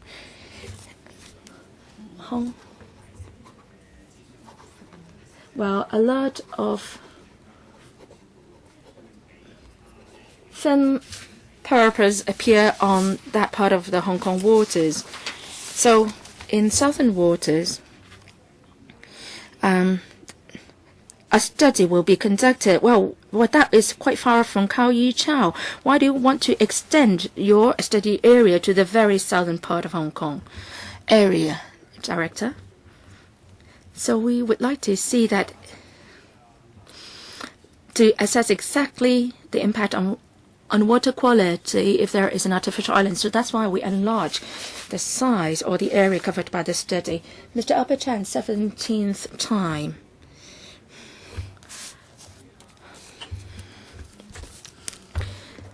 I think the government hasn't studied and consulted on the aspect related to the PHO. I think that's very disappointing. You should at least get some preliminary legal advice. Now, if that certain part is going to be reclaimed and a bridge is to be built to connect to that part, so does that meet with the requirement of the law? And does it meet or tie in with the ruling concerning the Central Whitehead bypass? Now, if you have that, then it will go to support your funding application. Director, would you want to respond to that? Would you do that before you go to the FC? Well, as I said, we have to have the exact locations of the connection points before we can seek legal advice. And we are very clear about the legal principle, i.e. we must have overriding public interest before we do any reclamation. Mr. Gary Fan, I haven't asked this before. Many groups concerned about Liantang development are worried about the capability of Liantang to receive tourists. Well, that's the same goes for the entire Hong Kong. And people are worried that the Liantang Islanders' lives will be affected. Now, if there is a higher pedestrian or higher visitor flow there, then that is going to be a problem. Has the government consulted the people there? Will it take any measures in response to the increasing number of visitors? Will you be doing that in your study? Land use. We haven't really been decided on the land use. Will we drive up the number of tourists or visitors? We don't know yet. Now, as a next step, if we find that that is going to be the direction, then we, of course, will be consulting the public. Now, I'm sure that developing land, well, we're bound to bring in more people, but then you're talking about tourists, right? Now, we don't know yet whether we are going to build more tourist facilities there. Dr. Fernando Zhang, sixth time. 1 minute. Just 1 minute, Chairman. Wow. Chairman, my apology. I had to chair another meeting in the previous 2 hours.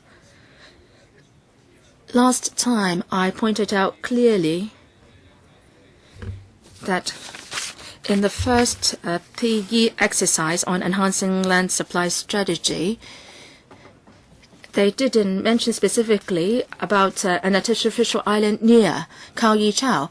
The director said, yes, they did include that point, but then for the information I have on hand, the blue circle includes the Chao Kong Island, and that is quite a distance from Khao Yi Chao. Well, did I make a mistake? Or is it that the director was playing around with words, saying that in the first PE exercise, the idea of the artificial island off Khao Yi Chao was already floated? Well, we've asked a lot of questions already on Khao Yi Chao. Well, but anyway, I'll defer to Mr. Lee to give an answer. Thank you, Dr. Zhang, for your comment. At the end of 2011, we started the first stage PE exercise. And we heard members of the public telling us, giving their views on reclamation outside the Victoria Harbour and Rockhaven development. We presented some possible locations, but then members of the public were quick to ask for examples or specific locations. So we gave 25 examples, grouped into 4 categories: artificial islands, reclaimed land, and reclaiming along seashore, which is not of high ecological value. Now, around Khao Yi Chao, there are some 6 circles of different sizes, highlighting the examples. Around Khao Yi Chao, Ping Chao, and Sunshine Island. Well, this is a Ping Chao, Hailing Chao connected option. And on several occasions afterwards, we said that these are just examples. Now, in the entire study, apart from the public consultation, we also had a technical study, and we looked at the all water areas in Hong Kong, and we looked at local areas, and also protected areas have been excluded, and we come up with 48 locations preliminary, and then we have identified 27 locations, and several of them fall within the central waters. Now, after the first stage PE, members of the public told us they were concerned about impact on the environment and the community. And then we came up with 5 nearshore reclamation sites for the second stage PE.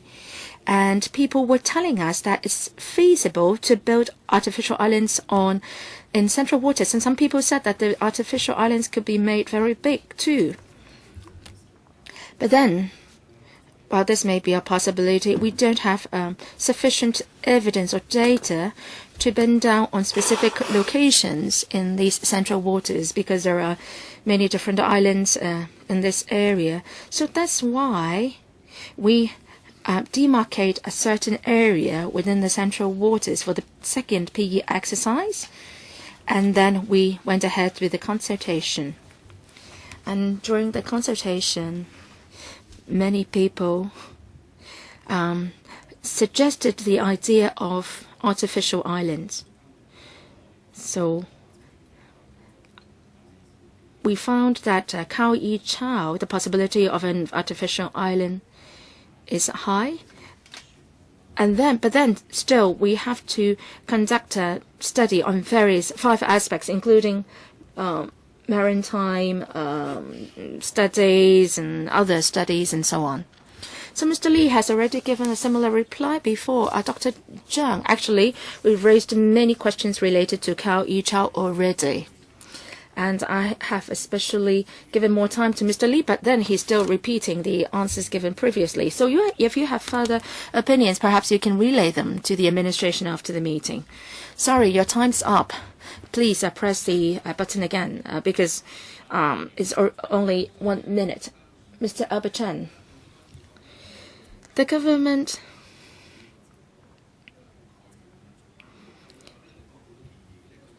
well, in fact, there have been many proposals related to this Khao Yi Chao. Gordon Wu made a proposal, and there was another suggestion of connecting Lama Island with Hong Kong Island, and then another suggestion on the northeast Lantau. 10 piers were proposed, and so on. Would all these still be covered in your study, i.e. proposals floated in the past? Will you still be considering them in your study? Director, we will be gauging wisdom from all sides in our study. So whatever proposals presented by organizations in the past, we would be considering them, but we will make a final decision based on the technical aspect and public opinion and so on, whether we can forge a consensus. Dr. Fernando Zhang, 7th time, 1 minute. I asked very specific questions last time. Artificial island near Khao Yi Chao. When was the idea first floated? And director said that it was there in the first PE exercise. But then I pointed out clearly to you that for the 25 locations in the first PE, Khao Yi Chao was not mentioned.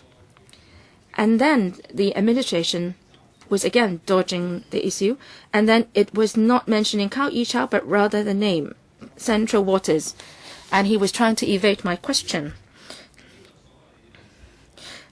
I said last time about the East Lantau metropolis. When was this idea first presented? Did we do any consultation on that proposal? We are talking about an island of a size of over 1,000 hectares. How come that we are now at this stage of applying for PWSC approval, and we still haven't done any public consultation? I think the question has been repeated many times. Sorry, I was not here earlier. I know this. But then I can't really allow members to raise repeated questions all the time. I'll be lenient this time. I'll allow the director to give a brief reply, and then we can go on to other issues. In the second P exercise, it was difficult for us to pin down on the exact locations or for the reclaimed sites. So in stage 1 or stage 2 P exercise, we mentioned roughly the areas. And in the first PE exercise, there were 25 sites mentioned, but they are not exact per se. Well, we drew circles and triangles and so on. And around Sunshine Island, Pengcha, we drew some circles and triangles and so on. But that didn't represent exact locations. And in the second PE exercise, it was also impossible for us to pin down on the exact sites.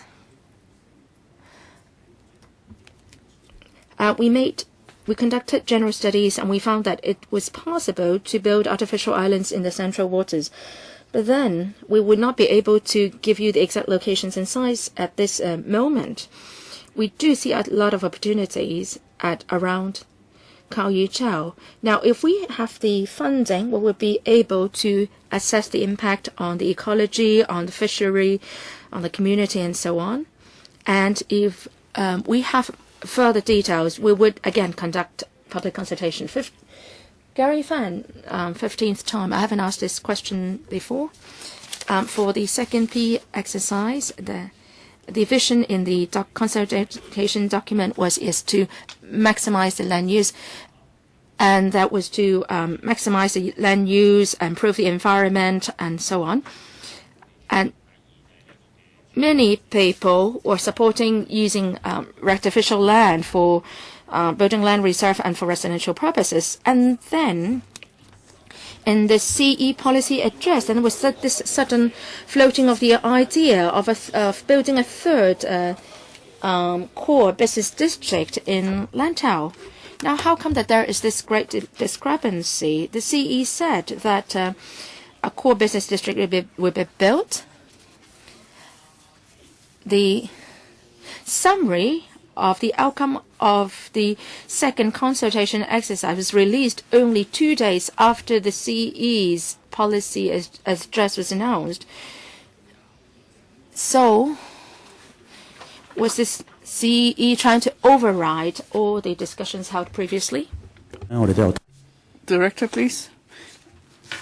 In the enclosure 2, we have explained views received during the second stage public engagement. Residential development received support, but the other land uses also received support.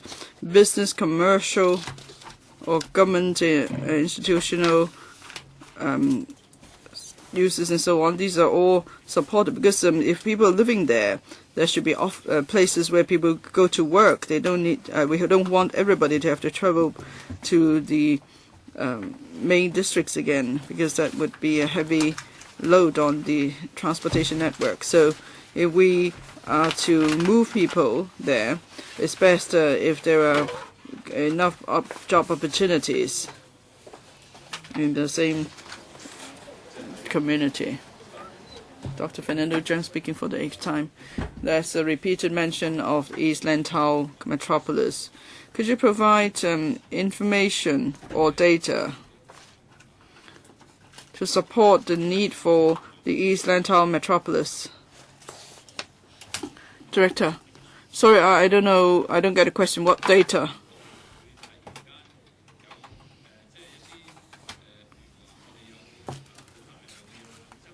Let's say there is a substantial growth in the population,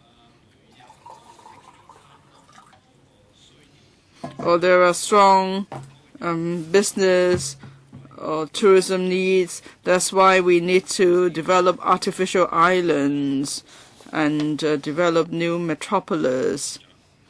And so for that purpose, we need to provide land. What are the data to support that? Director? in 2041, we project our population to be over 8 million, so more than 1 million than we have now.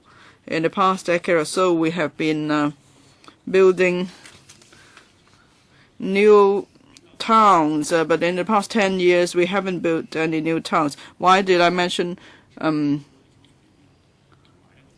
reclamation?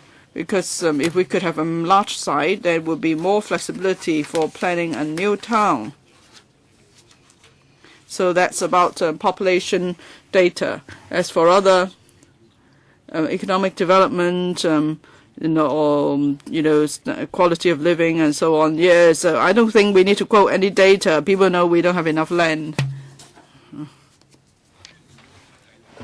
I think the public know very well that in terms of the strategic study for the Central Waters Artificial Islands, there is no justification. And then the administration is not following established procedure and mechanism with town planning. So you're hitting below the belt, and that's why I would like to invoke Rule 33 of the rules of the Public Works Subcommittee. I move a motion to adjourn the debate.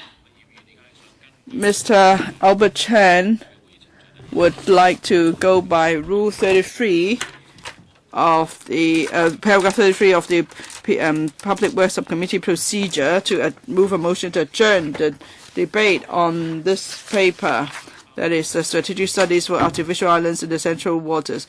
In accordance with paragraph 33, members may speak on this motion, but members may not speak more than one time, and the time limit is 3 minutes. I'll set the time limit at 3 minutes. So, members, please press the buttons if you wish to speak. Dr. Fernando Zhang. He moves the motion first. Shouldn't he speak first? You're not speaking on this motion? Yes, I'm speaking on the motion. Well, Mr. Dr. Zhang pressed the button too soon. Mr. Albert Chan first. Now, I'm moving this motion to adjourn the debate. I just want to state my position. The administration should conduct a study on reclamation and land use, especially to provide land for commercial and residential use. I could understand it. But in this paper, we can see that the administration is not following its established procedure with town planning. That is from territorial plan development strategy, and then regional strategy, and then old line zoning plan. Those are the 3 tiers of the mechanism. But you're not following that, and all of a sudden you've come up with this study, and then you've distorted the outcome of past public engagement exercises. You said you've consulted people, and then you have this 20-odd sites shortlisted. Now, if you want to deal with land use, as I said many times, you should have regard to the territory-wide development first. You have to plan which site is for residential development, which for new town, airport, and whether the airport should be moved and so on. You should have a comprehensive concept, and then you will know which area is suitable for what use. So you need to have initial ideas on the strategy before you come to the feasibility study for the Central Waters Artificial Islands. You have to complete the first stage of the work first, which you haven't done, and then now you've jump to the Central Waters Artificial Islands. It could be just your will. Some may guess it's actually the will of C.Y. Leung, his subjective view. Maybe all of a sudden he thought about the Gordon Wu's proposal over 30 years ago. But then Cheung Kong and Hutchison, Wampo also did study, and the Gordon Wu study was all about moving the airport away from Kai Tak. It was about developing the site of the Kwai Chung container terminal. So if you want a large piece of land, what you should do is to see whether in the urban areas there are important sites for other developments. For example, the Taikoo Dockyard, the former Taikoo Dockyard, the dockyard in Tsim Sha Tsui, Pao Yukon developed that into residential use. Now, I don't mind if you move the container terminal just to benefit Li Ka-shing, but it's important about proper support for different land uses. There have to be coordinated planning, and that we have the protection of the harbor legislation. I don't think you could meet the requirements there. So this is a mature idea. I think we should stop this project here. Dr. Fernando Cheung. I speak in support of the motion moved by Mr. Albert Chen to adjourn the debate. This is a major or massive artificial island. The administration relied on 2 stages of a public engagement exercise on the enhancing land supply strategy. But in this 6-pronged approach proposed, we see that there is strongest opposition against reclamation out of the 6 approaches. My information shows that during the PE exercise, the administration has received several tens of thousands of submissions, and there were 23,000 responses to reclamation. There were just 3,000 odd submissions which supported reclamation, about 15%. As for those against, 85%. For the other 5 approaches to increase land supply, there is not the same degree of opposition. In fact, for the other 5 approaches, there's more in support than those in opposition. But then for reclamation, we see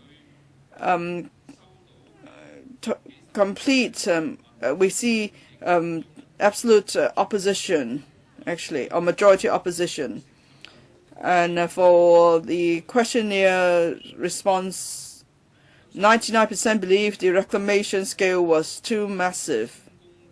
Here we're still talking about a reclamation project for more than 1,000 hectares of artificial islands. I think Hong Kong people in general do not support that. You look at the public engagement exercises conducted by the administration, and that's the result.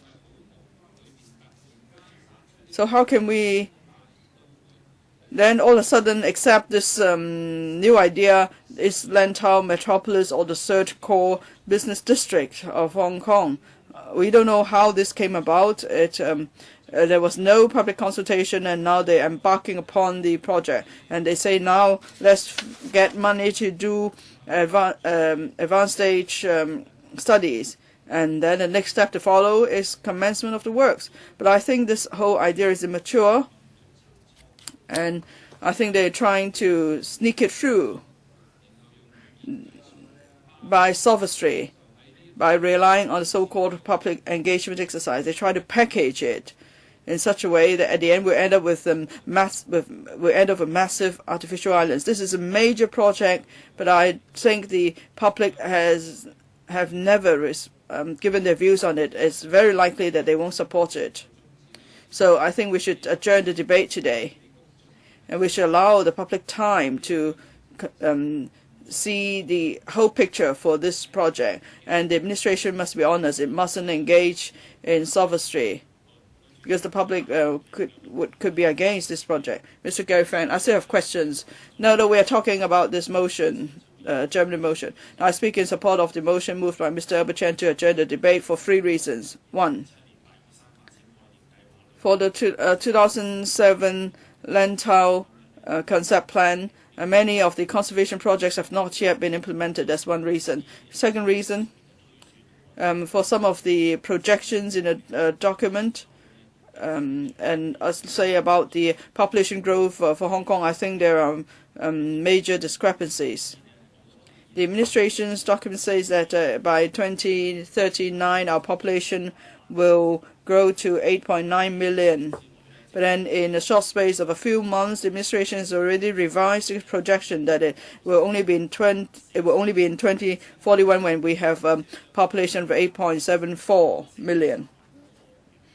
So there's a difference of 430,000 between the 2 projection figures. That's why I have reason to believe that it's because the administration wants to build its land reserve, or is trying to snatch land at all costs. So that's why it's come up with such figures or projections to try to describe certain scenarios to us. The third reason, and I think that's a stronger reason too. Now, whether we should develop artificial islands, whether we should fundamentally change Lantau Island, there is not yet a consensus in the community. There's a strong body of public opinion through the from the public engagement exercises conducted by the administration that the people do not support reclamation as a means to increase land supply, but rather developing rock cavern, the former quarry sites and so on. There are more people in support of these other approaches. And then in the waters surrounding Lantau Island, there are already reclamation projects providing 1,500 hectares of land. That's 15 times the size of Pingchao. And then if we have another 2,400 hectares of the artificial islands in the central waters, we're talking about 33 Pingchao. Are we ready for just large-scale reclamation? Now, Sunny Bay, Siu Ho, Wan, and Tung Chung East, Tung Chung North, and the third runway, Hong Kong Zhuhai Macau Bridge, Artificial Island, BCP, Long Ku Tan, so all together, over 1,000 hectares of land. Do we want such a massive reclamation for the artificial islands in the central waters? Our time is up. Next, please, Mr. Tam Yu Chung. Mr. Chairman, the administration is seeking funding for strategic studies for artificial islands in the central waters. I could see that there may be divergent views, but what we're seeing now in the community is that if we want to develop sites on, if we want to develop any land sites, there's objection from members. If we want to do reclamation, there's objection from members. But then many are hoping to have their homes. Many want to have proper housing. There are young people who want to get married. They want to find proper housing so they could get married. But then for members who already have some form of housing, they are indifferent to that sort of aspiration. I don't think we should make things difficult for even strategic studies. And I find that this morning we had 2 hours of discussion. Many members kept repeating their questions, and there were just a handful of members dragging on the discussion. And then the questions they asked actually could not be answered by the officials present here. For example, they talk about the population policy and so on. Well, Mr. Chairman, I think you've been most liberal and accommodating. 1 minute, even for 1 minute discussion, there have been dozens of rounds. And I think after we vote on, I think we should now complete the debate and proceed to vote on the motion. That's all I'd like to say, Mr. Wong Kok Heng. Mr. Chairman, I fully agree with Mr. Tam Yu Chung. This item, has received lengthy discussion, and there's been a lot of repetitions. And for those who object to the project, they keep repeating their objection. I think all of Hong Kong could see this now. In this council, there are double standards being applied, and there are inconsistent logic being applied too. On the one hand, there are people who condemn the government for not finding land to build more homes. They lambast the government for not providing housing for those who are still on the waiting list for public housing. There are over 200,000 on the public housing waiting list, and there are overcrowded households. They can't get transfer, and so for those reasons they want the administration to find more land to build more housing. But it's the same group of people who are against the development in NT Northeast. Okay, so we can't find sites on land. We want to see whether there's potential sea. And we just want to do studies. No, they won't allow it. You can't do this, you can't do that, you can't do anything. So what are we going to do? In this council, we are delaying on decisions. We are dragging on things. It's all about filibustering. It's all about delaying things. It's all about bringing down the government through delays. So what's going on here? Do we still care about people's livelihood?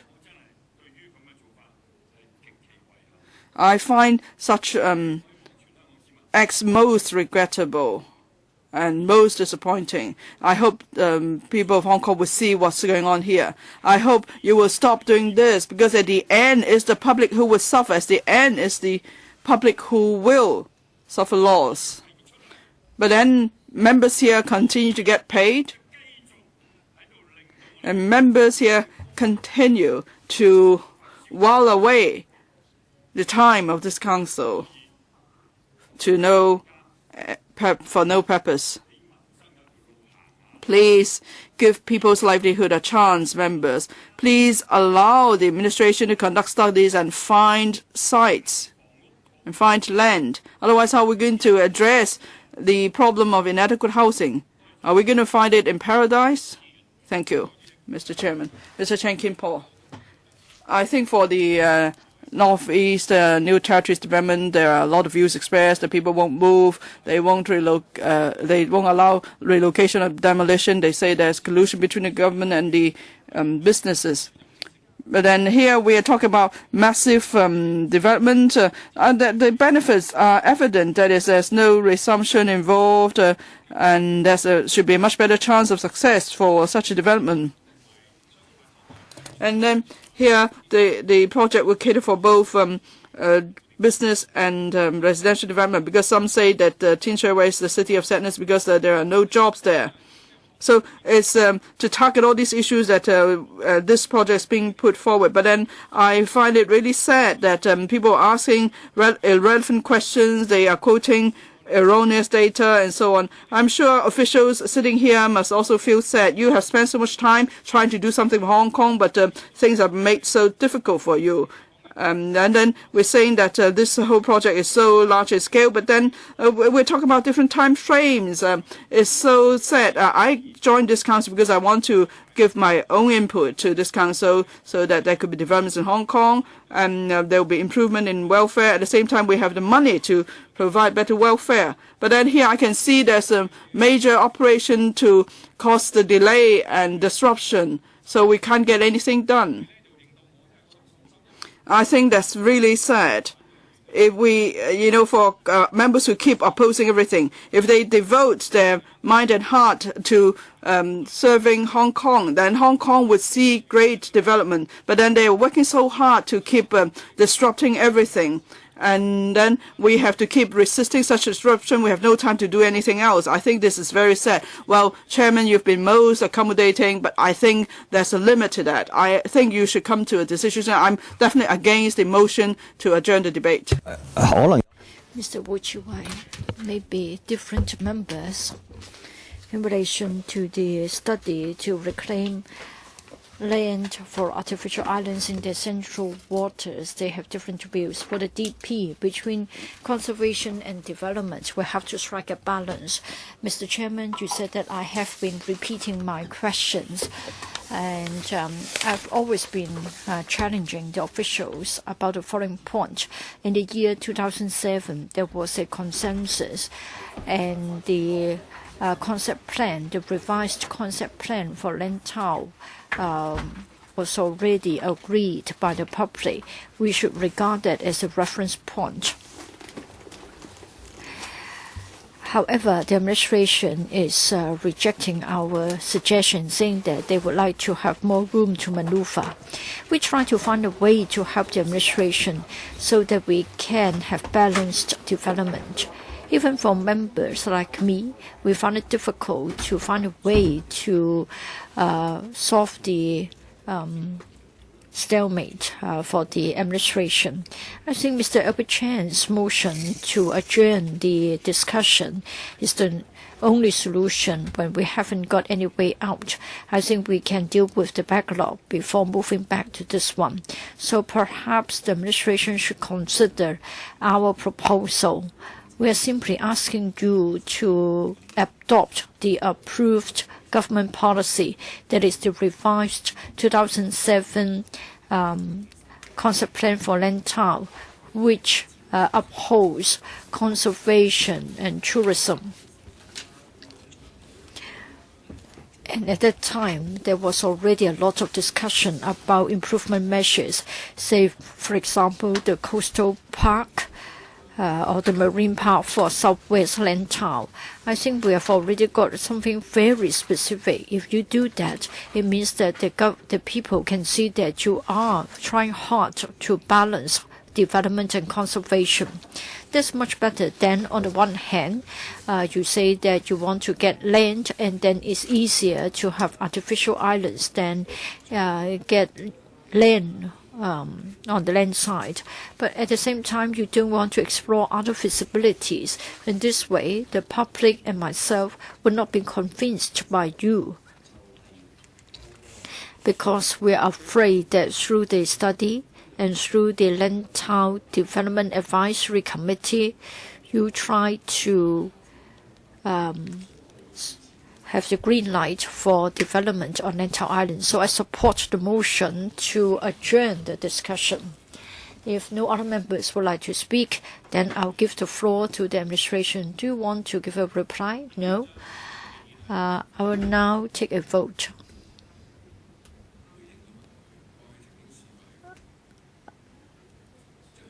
After other members have spoken, the mover should be given 1 minute to give a simple reply. Mr. Chen, you would like to be given 1 minute to give a reply? Yes, I think this was permitted in the past. I think many members misunderstood me. I spoke many times. Yes, even for the people power, we have had a lot of specific suggestions, like getting the Fanning Golf Course and also the 2,000 hectares of land for the PLA is a waste of land resources. They've got 800 hectares of land for the farm range. There's twice the size of Tinshui. So we would like to adjourn the discussion. This is because, as far as the planning process is concerned, this is a very unique case, and this is very special, and this goes against what we have been practicing for the past 20, 30 years when it comes to planning. So we shouldn't lightly accept the funding request. Otherwise, the planning process would be disrupted, and it will be a waste of public resources, and it is likely that the PHO will be breached. I will now take put the matter to the vote. That is, we should adjourn the discussion of the paper PWSC 2014-15-11. Those who are in favor, please raise your hands. Mr. Chen claims division. The bell will be rung for 5 minutes.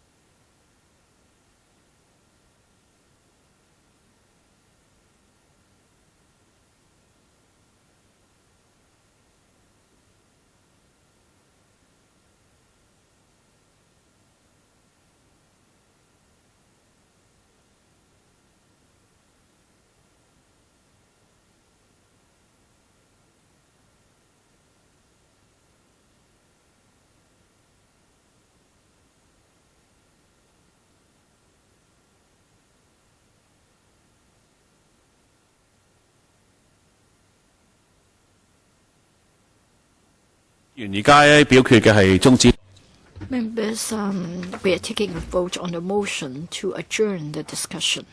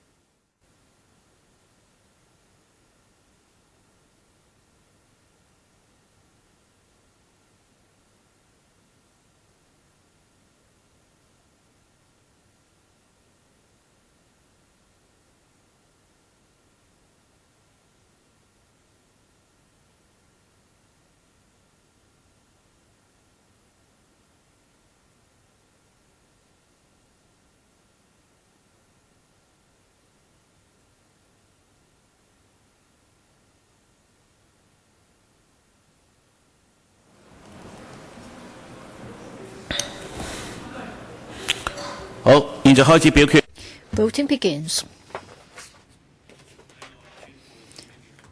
Before I declare the results of the voting, please check your vote. Voting is now closed. The results are to be displayed. Members who are present, 25. 9 for, 15 against. No abstention. The question has been negatived. We continue with the discussion of this item. If you have questions to ask, members, I hope you are asking new questions because many questions have been asked many times. A lot of them are repetitive, and I've pointed out to you. If there aren't other questions, Fernando Zhang. Yes, I can now press my button. Fernando Zhang, the 9th time, 1 minute. Thank you, Mr. Chairman. Just now, the officials told us that we have to develop this place because for new towns it is difficult to get new land, and we need to develop Hong Kong by having development on a large scale in the model of new towns. Why would we want to do this? For a mature city, I don't think we would rely on such an approach anymore. And then we are told about the 6-pronged approach. In other words, there are many different ways to go about it. How come that we're still adopting the mindset of a new town when we plan for the future development of Hong Kong? The new town mode is one of the modes, and then we talk about the 6-pronged approach. We are looking for land. We are exploring different means. If we can have a larger piece of land so that we can accommodate more population, then it means that it can accommodate more people. Before they get funding from the LegCo, why is it that in April 2014, the administration invited expression of interest for the tender, and then on the 23rd of April, the tenderers have to submit their tenders? I want to know whether this is in line with the usual procedures. Well, we are simply following our internal arrangements.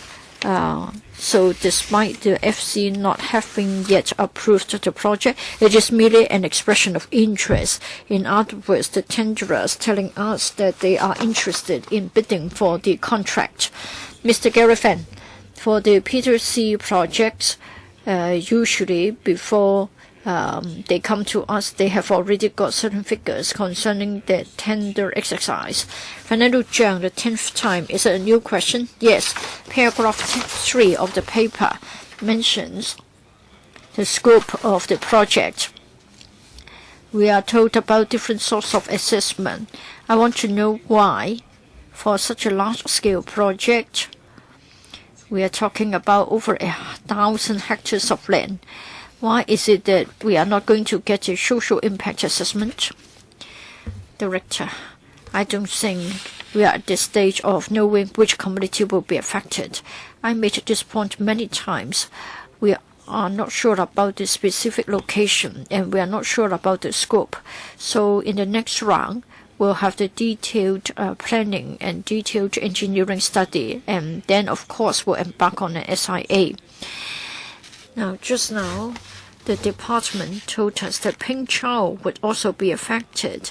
Lama Island perhaps is further away, but then Chung Chau would also be affected if you embark on the central waters.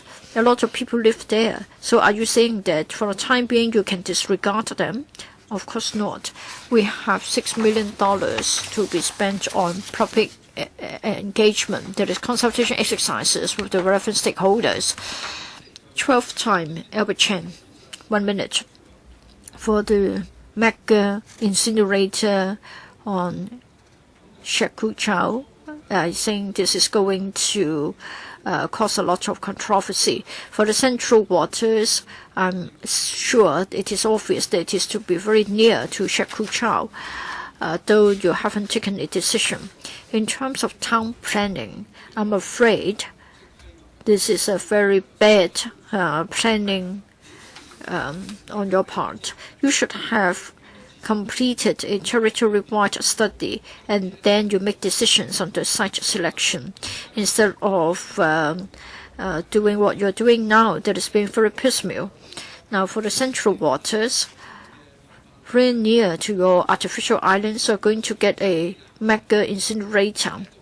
And then you are going to house 100 to 200,000 people. So I think this is a very bad choice. You made a planning mistake, and then the problems are following one after another. We have many rounds of questions and answers. The administration told us many times that they haven't decided on the sites as well as the scope. So I think you are really repeating yourself. No, this is the first time that I mentioned Shek Kwu Chau. Yes, you may be mentioning Shek Kwu Chau, the name, for the first time. But then I am afraid the administration would tell you once again that the locations and the scope will only be decided upon completion of the study. Well, I think common sense would tell you that you don't want to house 200,000 people next to a mega incinerator. They are going to study the matter. Anybody with common sense can tell you that this is not favorable. Director, we haven't got a specific site which is very near to Shek Kwu Chau. And for Khao Yi Chau, again, it is quite a distance from Shek Kwu Chau.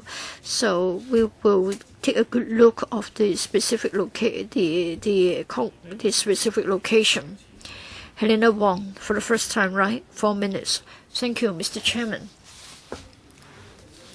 On reclamation. Yes, we know that we have got a consultation document on reclamation and rock haven development. A number of reclamation sites have been identified. I'm afraid that we are soon getting many reclamation projects. For Siu Ho Wan, there is the food waste treatment plant, so reclamation is needed. Again, for Sunny Bay, reclamation will be carried out, and then to the third runway, then there will be massive reclamation. And then for the incinerator, again to the south of the island, there will be reclamation. They will be controversial. But what I want to point out is that there will be a lot of reclamation projects. We don't want to see a lot of vessels sailing in the waters. Are you going to do all of them in one go? For land reserve, when do we need the land? So that we have to build a large artificial island in the central waters. Yes, you're talking about land reserve for the long term. It's for the long term, so I want to know whether you need to embark on the study at this stage. Now, you are going to have many reclamation projects. For the runway, I think the airport would like to be enlarged, and there will be a number of other reclamation projects. What about the cumulative impact on water quality, on Chinese white dolphins, on fisheries? So please look at the overall impact. I'm afraid it is going to be disastrous. For the XRL, we learned painful lesson from there. And we are short of manpower, and there have been delays, and there has been overspending. We are now wondering whether so many railways should be built at the same time. I don't want to repeat the same mistake, i.e. we embark on reclamation projects all at one go at the same time. Can our waters shoulder such burden, and then we see the dead body of the dolphin washed on shore? We used to have 158 dolphins, and now we only have 78 dolphins. And in 2014, the number may even go down. So are the Chinese white dolphins going to go into extinction? Do we need to undertake all reclamation projects at the same time at one go? Director, responding to Helena Wong's question, we are talking about reclamation in central waters. We would be conducting a strategic environmental assessment. I know that Dr. Wong is concerned about the Chinese white dolphins, whether they will be affected in any adverse way.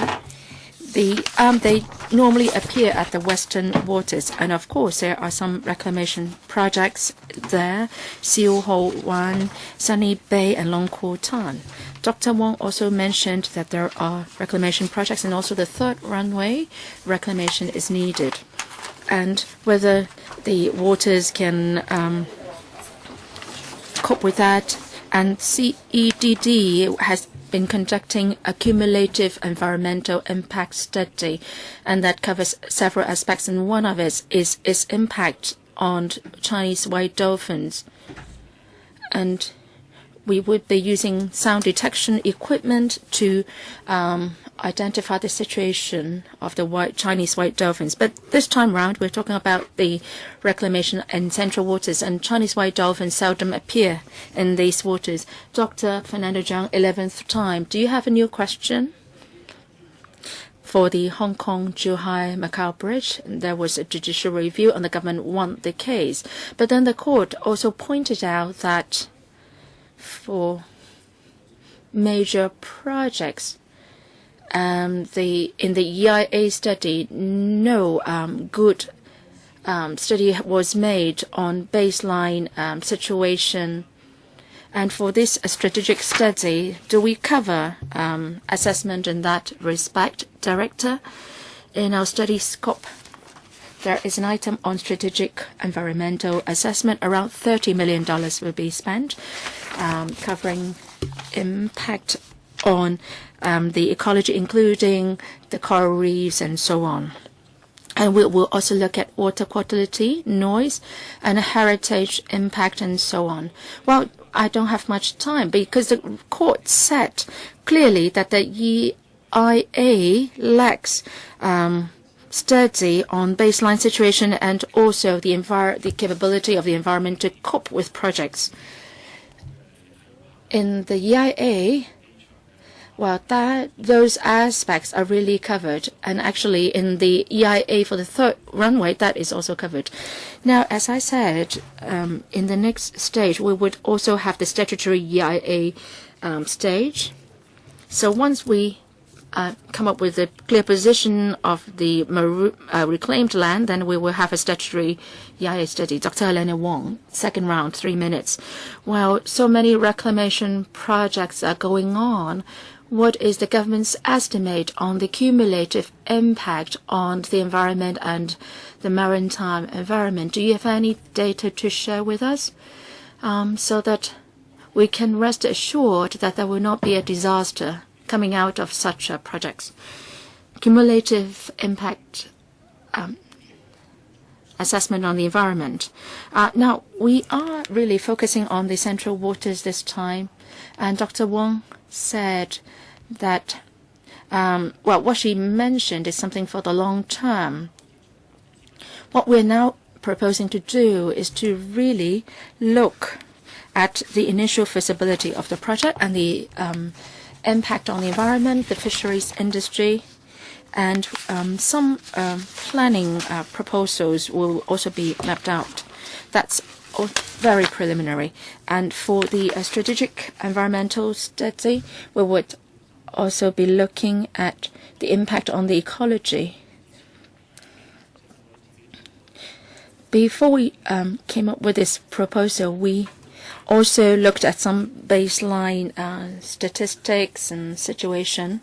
There are no ecologically sensitive areas there. There are some coral reefs indeed, but they are not of high ecological value. We are now covering a wide area this time. And in sensitive sea shorelines, we know that we would not be doing any reclamation there. We are very clear on that. And we would also be coming up with mitigation measures. But we can only embark on those once we've got the study going. Gary Fan, the seventh time, I would like to follow up on my question on the government's asking for tenders through the internet on the 9th of April 2014. How many expressions of interest papers have you received? If the funding is not approved this time, is it the case that the government has to make compensation for these who have submitted the expression of interest? Well, I can't really tell you the number because we are now in the process of tendering. Second question, there is no they have no right to ask for compensation, even if funding application is not approved. Dr. Fernando Zhang, the 12th time, 1 minute. For this project costing $226 million, and of which $147 million will be spent on consultants' fees, will a single consultant be doing all the work? Well, Dr. Fernando Zhang, that question has already been raised by Mr. Tony Chair for 3 times already, and we've got an answer already. Mr. Tony Chair has expressed the worry that it will be done by a single consultant. Well, the administration has explained the arrangement, and if you want to understand more, please try to get an answer after the meeting. We can't have repeated questions all the time here at the meeting. Well, my question is, how can you avoid having one single consultant undertaking all the work? Has the government answered that question? Yes, already. They've already given a reply. Mr. Albert Chan, the 21st time. Of course, one single consultant will be doing all the work, and they may be subcontracting the works themselves. The scope of the environmental assessment, well, it happened in the past that we found out later that certain items were not looked at. For the reclamation project at Penny Bay, and many fishery seedling breeding areas have been cancelled or have been disbanded because of that. Now, for the environmental assessment study, will you be covering the fish seedlings, where they are being cultivated and so on? on the fish fries, where they will be cultivated, will the chances of survival be affected, and so on. The fisheries impact, well, that will be included. We will conduct on-site investigations. We would also be looking at mariculture and fish ponds and so on. And we will be studying where the culture zones are and how the capture of the fisheries be done and so on. Well, if we're talking, we're talking about two things: fish fries breedings and capture fisheries. These are two different things. Now, at which locations will fish fries be bred? Well, in the Penny Bay survey or study, that was missing. So can you cover where the fish fries are bred and so on? Well, can you let the administration reply first? Yes, I said that we will be conducting that study. Mr. Gary Fan, the 18th time. For this current study, will it have any impact on navigation channels? If yes, can you provide further information? Port operations and marine traffic and safety study, that is already an item to be covered in the study. Of course, that will be done. This is not a question. That is already included. Well, how would you minimize the impact on the navigation channels? And vessels will not be affected. Well, that's the purpose of the study. Mr. Albert Chan, the 22nd time, environmental assessment. Coral reefs in the 40s and 50s around Pingchao and Changchao. Well, there were a lot of coral reefs. And one of the industries is has to do with coral reefs. And because of fishery, the coral reefs are disappearing. And in the past couple of years, the coral reefs are regrowing again. So in your study, will you also cover the history of the growth of coral reefs there and what is and the future development of coral reefs? Mr. Lee. Thank you, Mr. Chan, for your question. In the strategic environmental assessment, we will also cover those aspects. Early on, a couple of years ago, in the central waters, we conducted preliminary on-site studies to check on where the coral reefs could be found. And initially, there were some coral reefs around Khao Yi Chao. So the coverage is less than 5%. But in our funding application, we will be having a study report on coral reefs specifically. So that is covered, Mr. Chen. Dr. Fernando Zhang, speaking for the 13th time. In paragraph 7 of the paper, it says that the artificial islands, for the artificial islands, residential development, tourism-related facilities, recreational or leisure facilities can be built.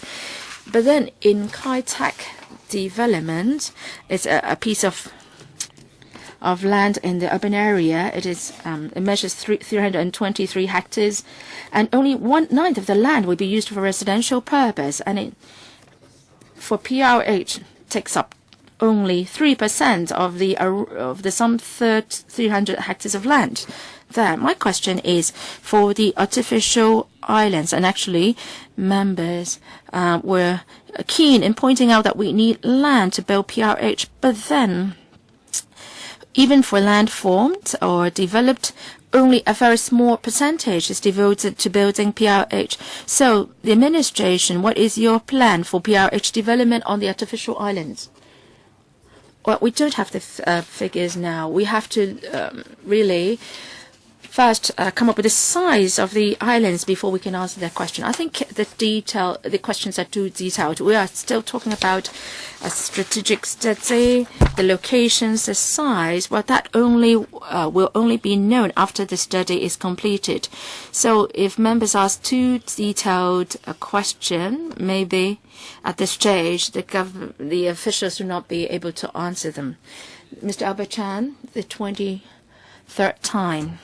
Well, we heard, Chairman, we learned very hard lessons from projects in the past. I think coral reefs is a major issue. Well, they have already answered that. We don't know the scope of the study.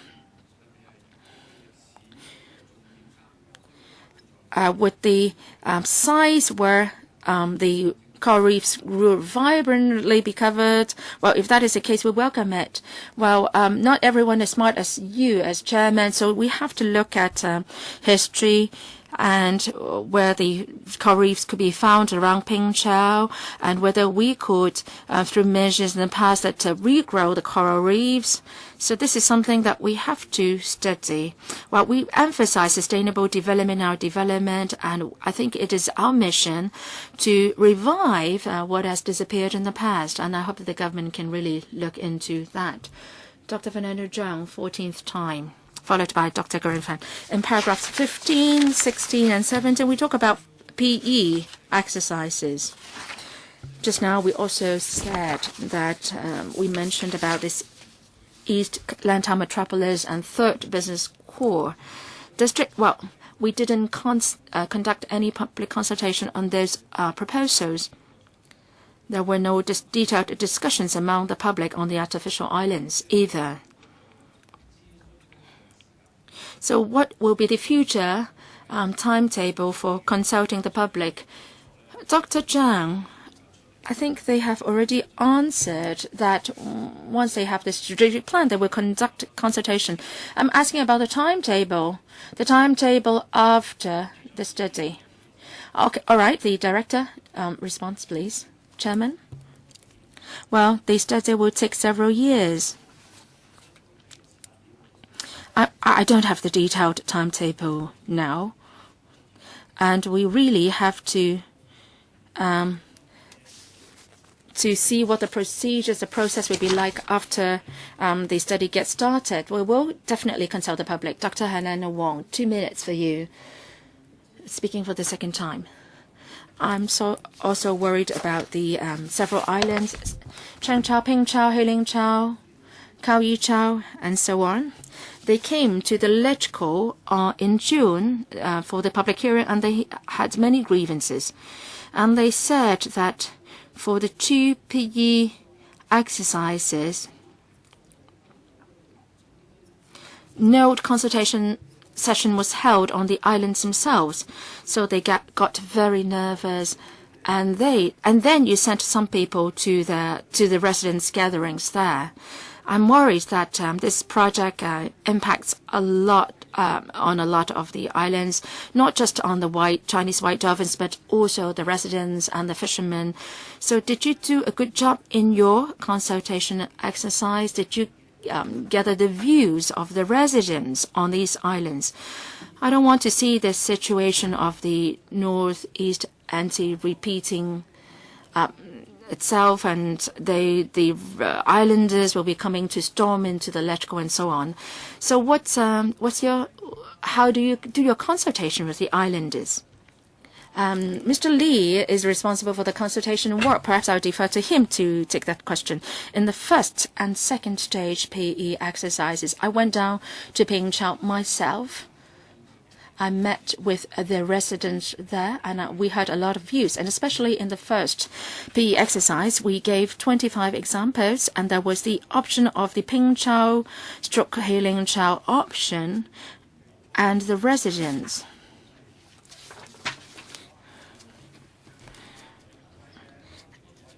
has strong views on linking up Pingchao with Heilingchao.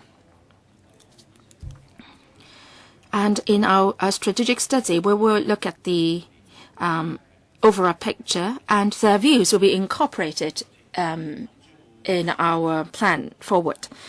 Now, In the judicial review, the government won the case, and at the same time, the judge said that the government was not doing a good job in assessing the environment to cope and also the baseline situation. Now, so in your strategic environment assessment and also the statutory EIA to be undertaken, will these two aspects be incorporated or included? Director, we haven't gone to that stage for conducting a statutory EIA. There will be some way to go before we have to do that. So several years down the road, we may have to do that. And we are now doing a strategic environmental assessment, and based on the legal requirements, we will do whatever is needed. So does it mean that even if we are undertaking the EIA study, that will not include a study on the environment to cope? That will be done, right? And that will be done in the next stage, the statutory EIA study. Yes, we will do whatever is required by law. Mr. Fan, when there is a specific works project proposed, then the director will be doing what is needed in law, required by law. Dr. Fernando Zhang, speaking for the 15th time. The study will include site investigation works. Will dredging be done at the seabed? And what is the area covered by the study? How many hectares?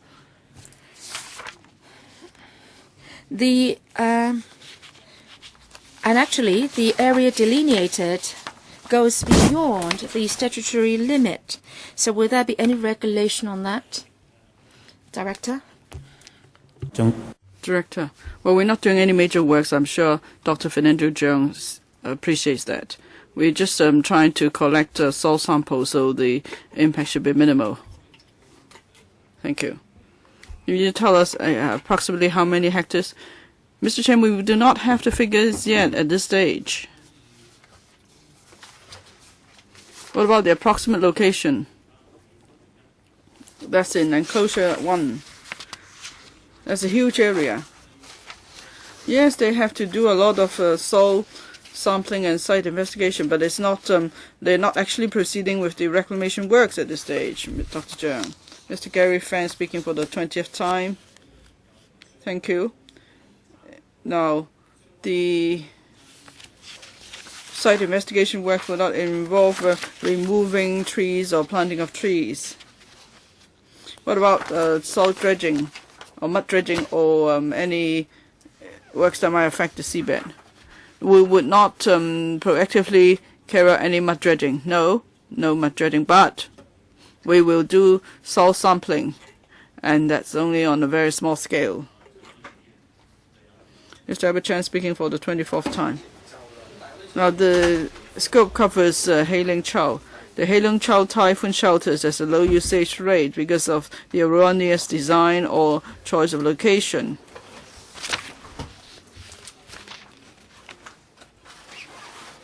Now, about changing the use of Heung Chau typhoon shelter and so on, what is your position in the study, and what sort of study will you carry out, especially about the Heung Chau typhoon shelter? We've heard about a lot of views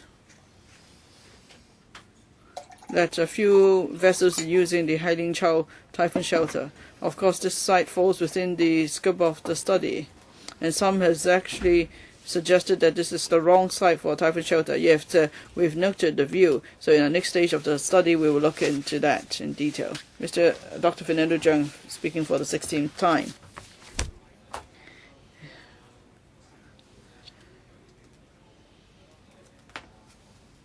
Now for this study, about connecting Heung Chau and Ping Chau, there's information that the administration once planned to build a super prison in Heung Chau through reclamation. Now, you mentioned public facilities here. Would that include the super prison? Director. I think Dr. Cheung's proposal about the super prison is rather old, maybe some 20 years old. I'm not sure. But anyway, in our study, there's no inclusion of the super prison. Mr. Albert Chen, speaking for the 25th time. Now, definitely, I don't want a super prison on Heung Chau. But fisheries development is an important consideration as well. Usually, the Revenue Bureau would not start their own study on such issues. It's only actually caused by some other developments. Now, we have seen declining fisheries development. There are no new spots for fish culture zones. Some has proposed that for the Heung Chau typhoon shelter, it could be a new aquaculture farm for new species of fish. So please consider this. Okay, that's just a suggestion. Mr. Gary Fan. Yeah, Dr. N. Chan speaking for the second time, 3 minutes. Thank you, Mr. Chairman.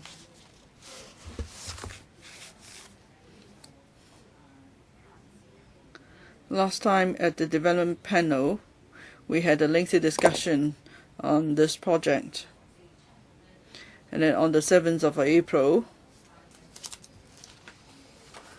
it was agreed at the panel that the item be referred to the Public Works Subcommittee for consideration. There was majority support.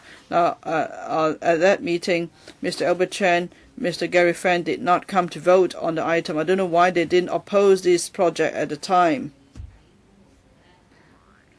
And now at the Public Works Subcommittee meeting, they've asked many questions. Yes, I could see it. Both of them members from the New Territories.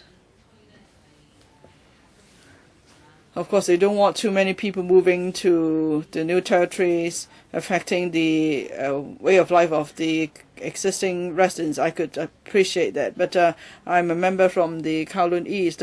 We have many subdivided flats and old buildings. In Kowloon West, there's a high development density and housing density. I don't know if you have a chance to visit subdivided flats. I've often visited subdivided flats. The housing condition is so appalling. One time I walked into a subdivided unit, I just cried.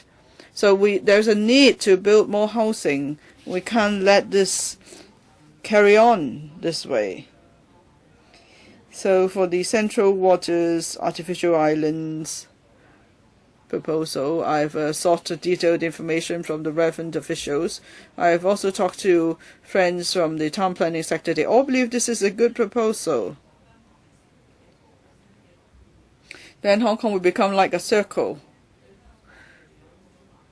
For those living in the Hong Kong Island, Kowloon, or those going to Central, it's nearby because it's in the Central Waters. If, say, a large population could be housed there, then this would be the nearest new town to city center.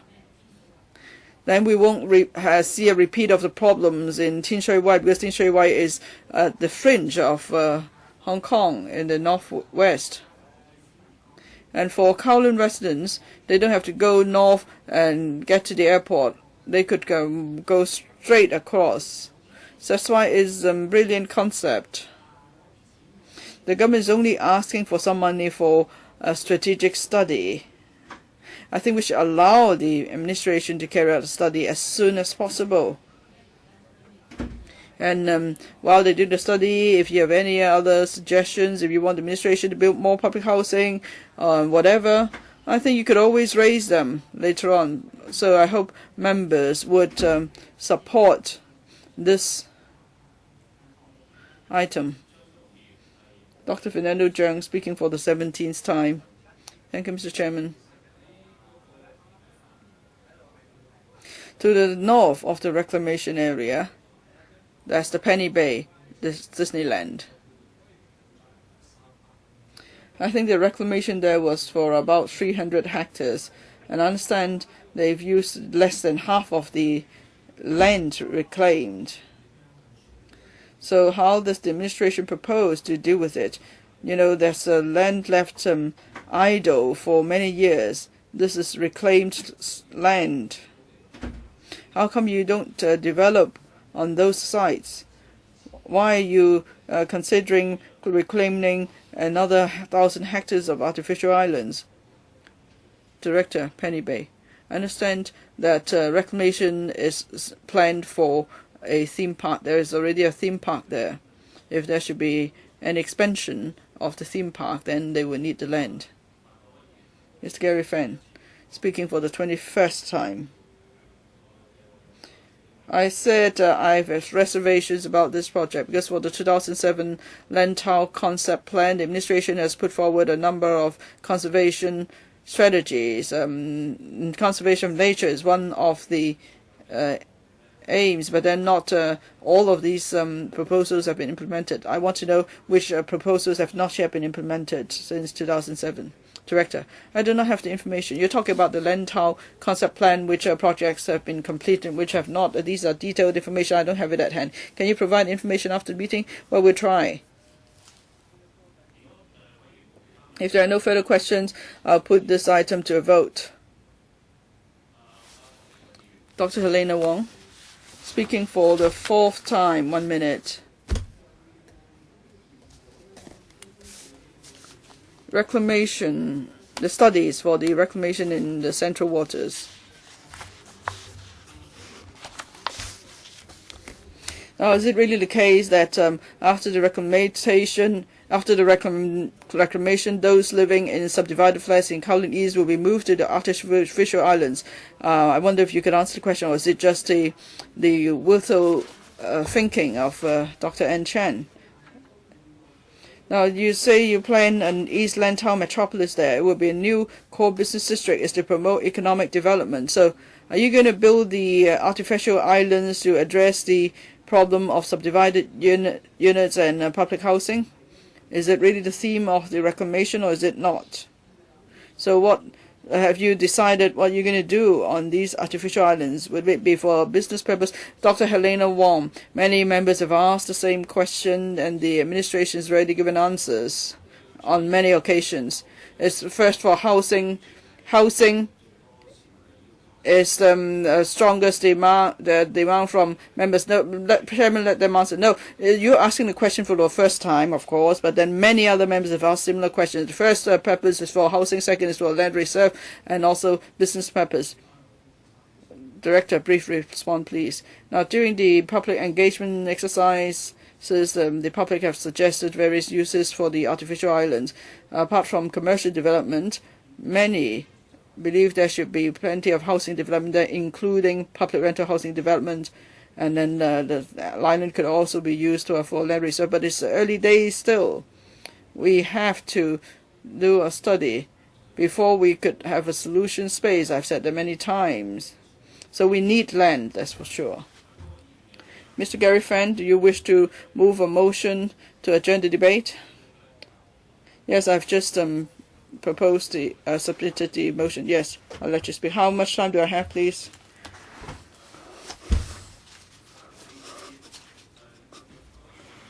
Mr. Gary Fan, do you wish to move a motion to adjourn the debate?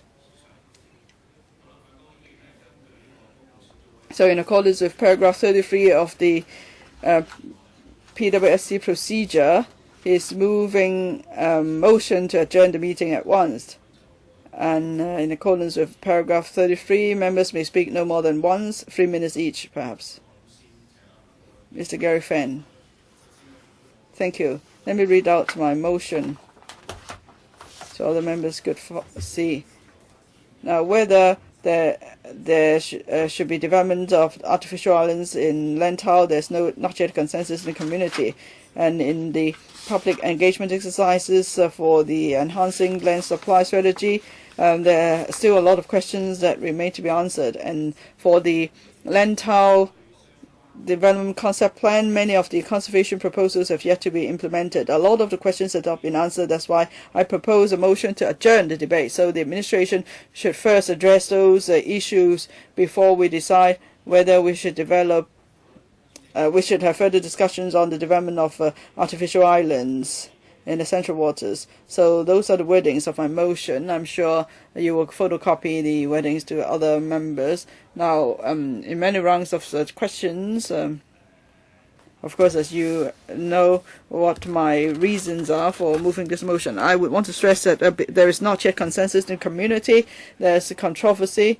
So whether you're a member from Kowloon East or New Territories East and the Kowloon West or New Territories East, we don't want a repeat of controversial projects like the Northeast NT development. The government should press ahead with various projects in a coordinated manner. But if the administration plows the resources to do stages 1 and 2 public engagement, and then if the outcome is such that it's clear-cut, there's no controversy, then the administration should revise its proposal. It shouldn't just press ahead with this proposal. Now, in the document itself, the administration has cited a justification. There are 6 paragraphs. One is the 6-pronged approach. It says that reclamations outside Victoria Harbour is among the 6-pronged approach. The public views are clear. It's not about my interpretation. It's not like what Mr. Lee said. It's not that there's half-half views. It's not the case. For the several tens of thousands of submissions received, 23,000 odd submissions expressed opposition against reclamation. Some 85% of the submissions are against reclamation, but some 3,600 submissions supported cavern development. And then redevelopment or rezoning of land use, 9,259 submissions supported the approach, more than those in support of rock cavern development. Redevelopment in old districts, few support that. Land resumption, there's little support. Now you see why there's such a controversy about the Northeast NT project, because it involves land resumption. Mr. Albert Chan, I speak in support of Mr. Gary Fran's motion. Many in the loyalist camp say that we're trying to stall the project, and there are many living in subdivided flats who are suffering. But these are the same members who supported the 9 measures of Michael Yuen. You were the same people who supported the scaling down of public rental housing development, and you also supported the linked rates proposal. So there's it makes mockery of the situation. But then, of course, people's memory is short-lived. You might not recall what these people did in the past. If you did not support the 9 measures of Michael Yuen, people wouldn't have to live in subdivided flats now. So I have to condemn these people. They're so wicked. It's them who make the people suffer. Otherwise, people won't have to live in subdivided flats. Now, the quickest way to find land supply is to ask the People's Liberation Army to release the 2,000 hectares of land. You could build 6 tin shui wais there. Some of the site is just left idle for several years. Even in Tumen alone, there's some firing range for 800 hectares. You look at Hong Kong Island, Kowloon, and other places, there's plenty of PLA sites left idle. Many of the buildings are left vacant. You go to Shek Kong, many of the buildings are left vacant. So if people really care about land use in Hong Kong, you really want to find land supply, and you really care about 200,000 odd on the waiting list for public rental housing, and you really care about the plight of those living in subdivided flats, the quickest way to provide land and build housing is to ask the PLA, the People's Liberation Army, to release sites which is sitting idle. And then, of course, the rich people, they are paying a small land premium, and they get to enjoy a golf course. Now, for the Fanling golf course alone, we could build 6 to 9 Tai Kung Shings there. Why don't you speak up for them? Why don't you try to find land for the people this way? In this paper, it said that the study itself will take several years, planning plus reclamation. By the time you build the artificial you build housing in the central hot waters, we're talking about 10 years at least from now. But if you use the PLA side, in 5 years, you'll be able to provide housing. So that's a quick way to do it, but you don't want to do that. So you're just going for ambitious projects, but then you're going entirely against planning procedures. These are people who know nothing about planning, and you're just dreaming up something. But then what you're dreaming up may end up in a mess. And then Hong Kong people will suffer even more, and then you are spoiling our precious marine resources too.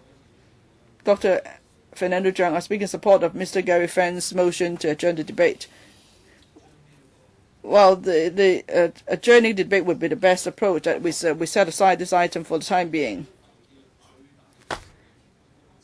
This is the biggest reclamation project in the history of Hong Kong.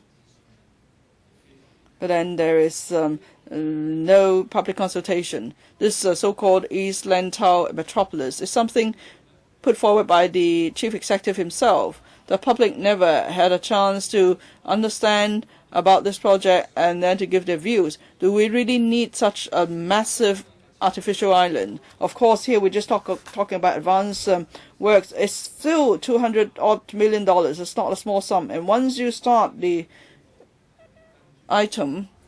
start the studies, does it mean that the artificial island's construction will follow? Otherwise, would these $200 million go down the drain? Now, what do Hong Kong people think about the environment? Do we respect the ocean? Do we respect land? Or do we just think land is a form of alchemy? We keep creating more land, and then we say that this land could could give us golden eggs. But then the administration is saying that we need more housing for the people of Hong Kong. But can Hong Kong people afford to buy any housing? The housing units you're building now, are they within the reach of the general public? If you say you're building more public rental housing, well, let's look at the Kai-Tak example. 300 hectares of land, only 3% of the land is for public rental housing development. The bulk of the land is for other purposes. Even for residential purposes, it's mostly private housing. That's always been the case. So if you say because there's a need for public rental housing and you use that as a pretext, and then you keep trying to create more land through different means, you're trying to make money. Now, who makes the money? Where does the money go to at the end? We know so well. So whether it's the administration or the loyalists helping the administration, I hope you will answer to your conscience. Please respect our environment. For the future of Hong Kong, for the sustainable development of Hong Kong, please do not destroy the living environment for our next generation. Please do not use the pretext of demands for public rental housing and allow somebody to strike rich. It's only you who strike rich. It's not the Hong Kong public who stand to benefit. Dr. Helena Wong, I also speak in support of Gary Fan's motion to adjourn. As I have said, I think the current administration is too aggressive, too ambitious. You've got so many reclamation projects. They are all going to commence. Airport, Siu Ho Wan, Long Ku Tan, and Sunny Bay, one for foodways treatment, and then Chingy South West, and then Ma Liu Shui, etc. So for the northwest of Lantau all the way up to Tuen Mun, there will be lots of reclamation projects. The Chinese white dolphins will die, and you're going to see the corpses floating in the waters. So can you not let go the central waters? Just stop it and don't touch it for the time being. With so many reclamation projects going on at the same time, I'm really worried. I don't know, and I don't think the ocean can cope with such violence. They can't cry out in protest, but then the corpses of the white dolphins will float, and then the fish will die. We may be spending a lot of money to support our fisheries industry, but then it is money going down the drains. Soon the Finance Committee will be asked to give subsidies to the fishermen. But then for the central waters, near to the islands, are people keeping fish? Or do you expect all fishermen to go to the offshore for fishing? If we still want to have some fish near shore so that we have some fresh fish for our table. Now, if you want to develop the northern part or the western part of Liantang, then focus on that. Finish with the reclamation there, and then try to see if our ocean can cope with it before you move further. I think you need to tell us in concrete terms as to what you want to do with the artificial island. I don't harbor any delusions. I don't think that people living in the subdivided units in West Kowloon can one day be relocated, rehoused to an artificial island. In the past, when there was reclamation for West Kowloon, we were told that that's for relieving the housing problem. But can anyone living in a subdivided unit in West Kowloon be rehoused in the newly reclaimed land on West Kowloon? That's a place for luxury flats only. I don't harbor any delusion that the artificial island will become the site for rehousing the people who are living in overcrowded conditions in subdivided units. Moreover, the ocean is the public asset for all the people of Hong Kong. Sit home. It is now 12:25. I don't think it serves much purpose to have this motion to adjourn, because at 8:30 tomorrow we are going to have another meeting of the PWSC. So at most we are going to have a little bit more time to continue with the discussion if we don't adjourn. But still, I have to speak in support of the movers. And I want to commend the two officials who are here to answer our questions. They have been answering our questions with the greatest patience. They have been helping us with the technical side of the matter. But unfortunately, for the population policy behind the idea and the social policies behind the idea, I don't think the two officials can really answer the questions. For the officials responsible for these two policies, I think they try to dodge the issue. The CIS4A chairs the Committee on Population Policy. She would never look at the land matters as well. When she's on population policy, she will only talk about the retirement of the elders. She would dodge the issues about the large number of immigrants having an impact on our population. Now, let me go back to the project. Now, reclamation is a very bad way to create land. It shouldn't become our priority choice. Mr. Heung gave us an explanation at a meeting of the Central Western District Council. He said that after strengthening the coastline, when the waves strike the shore, the force has caused difficulties for the star ferries to berth. So by having reclamation within the Victoria Harbour, the Victoria Harbour nowadays has a lot of strong waves despite the lack of other factors. So I'm afraid the same will happen to the central waters, and the water currents will be affected. What worries me is that Siwa Leung tries to be leading a government that will have a lot of initiatives. And then it seems that we are trying to do a lot of projects to try to overcome nature. But then I'm afraid at the end of the day, we have to live with a lot of man-made disasters rather than natural disasters. Junction Road in Kowloon Tong, the recreation ground, as well as Shek Kong, are all the military sites.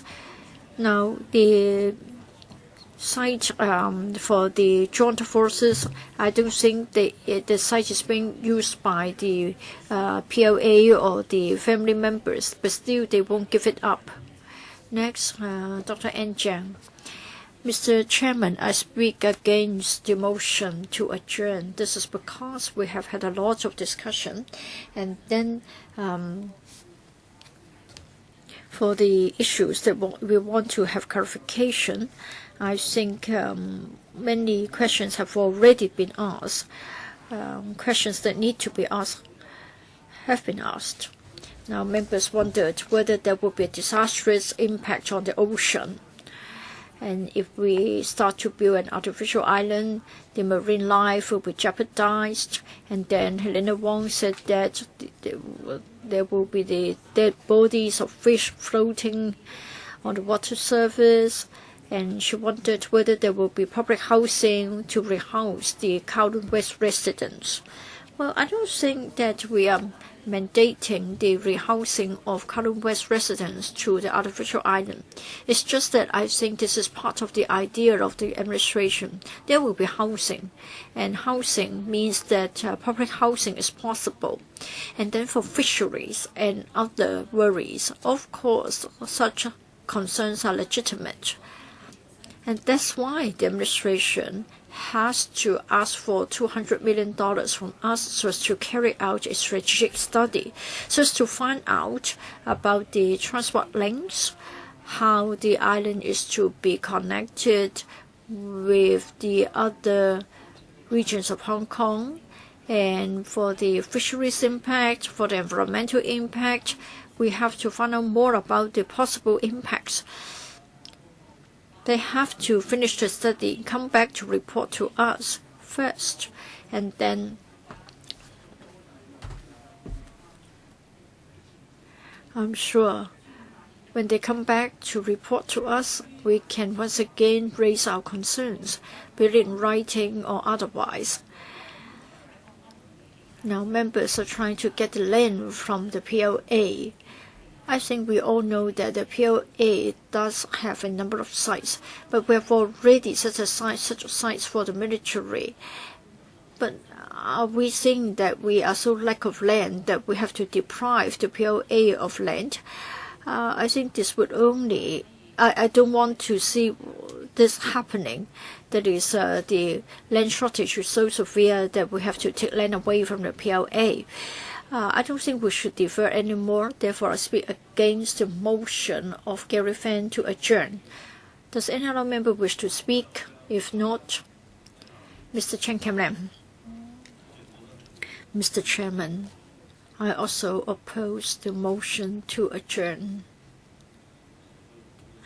We have had many meetings, and we can see for ourselves members who are opposing the project are exhausting all sorts of ways to ask repetitive questions so as to filibuster, so as to prevent the project from being endorsed. I think recently citizens have told us that they are very dissatisfied. They don't see any hope for the future of Hong Kong if we continue like this. Just now, many members have said that maybe we can't afford the properties built on such land reclaimed. I think this is showing that there is an absence of wisdom. We need more land so that we increase the housing supply, and then the property prices can come down, and then the prices will be adjusted so that the prices will come back to a reasonable level. I think it's a simple truth, but then we find it regrettable that it is not known to people who teach at universities. Now, for the housing and property market, we hope that we can have a healthy and stable development.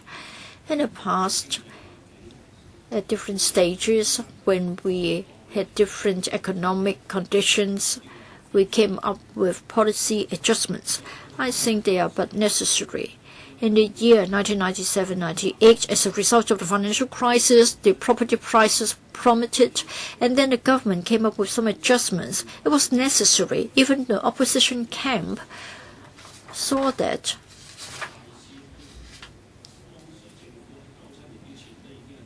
before 1997, the government had a policy to have a housing target of 85,000. I think we all supported the initiative to suppress that. And then in the early part of year 2000, as a result of the property market downturn, there were the 9 initiatives from Michael Shin so as to arrest the fall of the property prices. I think we have learned a lesson from our previous experience. We have a reduction of housing supply. We need to do something about it. However, resuming land to develop new housing estates has always met with opposition. Your time is up. Yeah. 3 minutes each for this debate on the motion to adjourn. We have to abide by the time limits. Now, if the motion is negatived, then I will extend the meeting by 15 minutes until 1 p.m. Would you like to give a reply? You won't let him speak again? No. He has already used up his 3 minutes. Mr. Gary Fan, if you would like to give a reply, I'll give you 1 minute. Thank you. We are trying to remind the participants of the meeting, as well as public officials, to understand that we have to make sure that we don't go to the extremes. For the last administration, the government did nothing to get land for housing. But for this administration, there is a blind grab for land for housing. Mr. Chen Kem Lam cited a very good example about the 85,000 housing target. At first it was welcome, but then at the end of the day, it was very messy, and we had to live with the dire consequences. For the waters near Liantang, we have reclamation underway or soon to commence. So there will be over 1,000 hectares of land. Do we want to add another 1,000 hectares of area to this category? Any reply from the officials? No. Now I put the matter to the vote. The committee, the motion is that the committee should now adjourn. Gary Fan claims division. The bell will be rung for 5 minutes.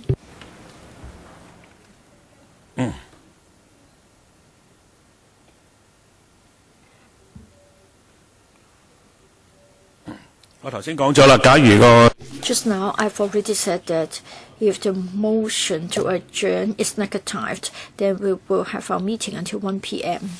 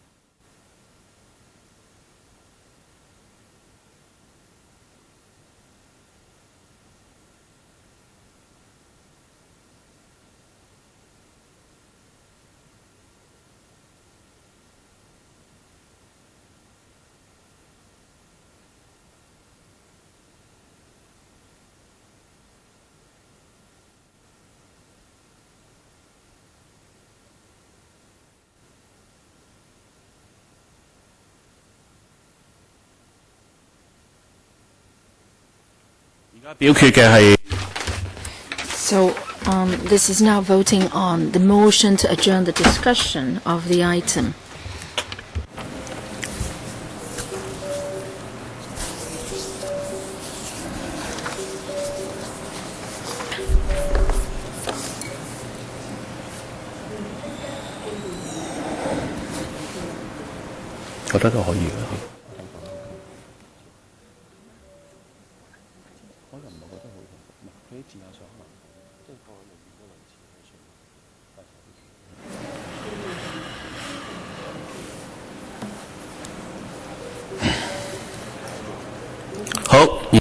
All right, voting.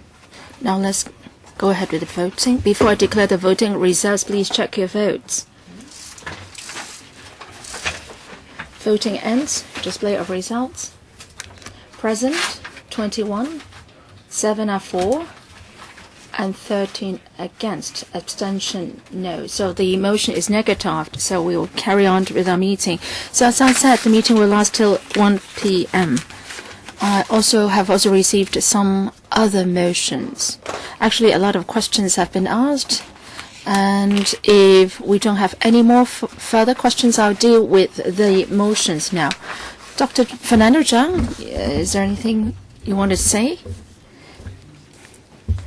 Well, Central Waters, a number of navigation channels are involved.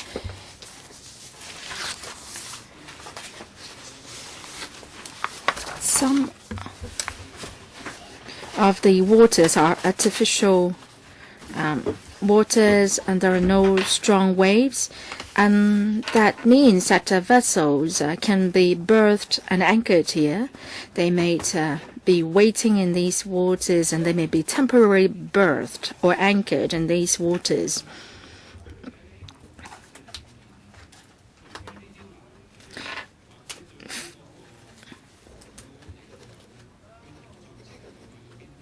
So what is the impact of the artificial islands on the anchorage sites and the navigation channels? Well, a brief response from the director, please. Once we get the funding, we will study that aspect in detail. Chairman, any further information from them? Well, the study will include that aspect. So what kind of information do you expect from them now? So I don't think the question was asked at the right time now, because the study clearly will cover maritime traffic. So motion 0001. So how many motions have we received? Altogether 10 motions.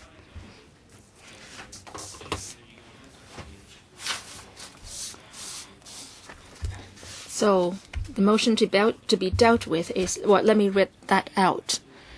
I think that has to do with our funding application. The PWSC, based on 32A rules, and that motion is number 0001. Those who are in favor, please raise your hands. The division bell will ring for 5 minutes. Mr. Aberchan, please read out your motion. Well, is the bell ringing already? Well, I can't hear it. Please ring the bell. 5 minutes. How come that is not being run? All right, it is started now.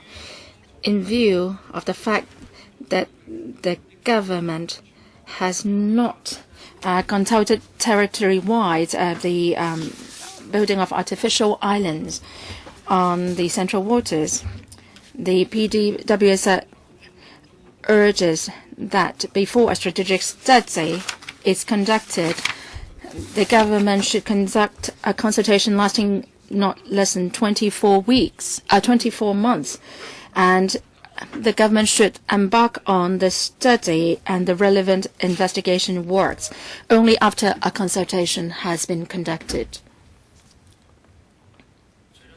or the proposal gets the majority support from members of the public.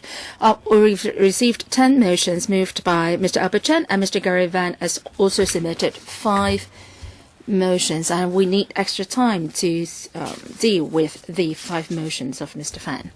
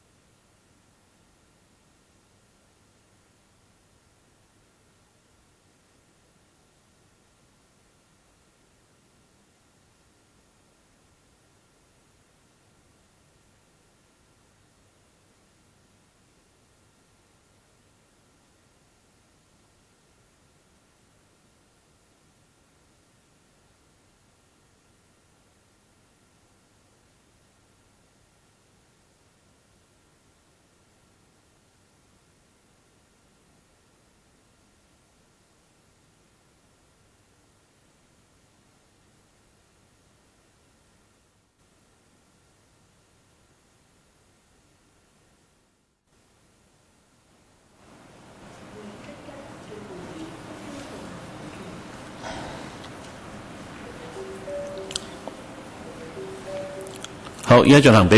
Okay, let's proceed with the voting. Before I declare the voting results, please check your votes.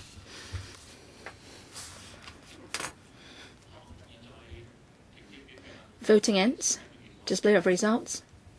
18 present, 6 for, 11 against, abstention none. I declare the motion negatived. Sorry, Mr. Tam Yu-chung.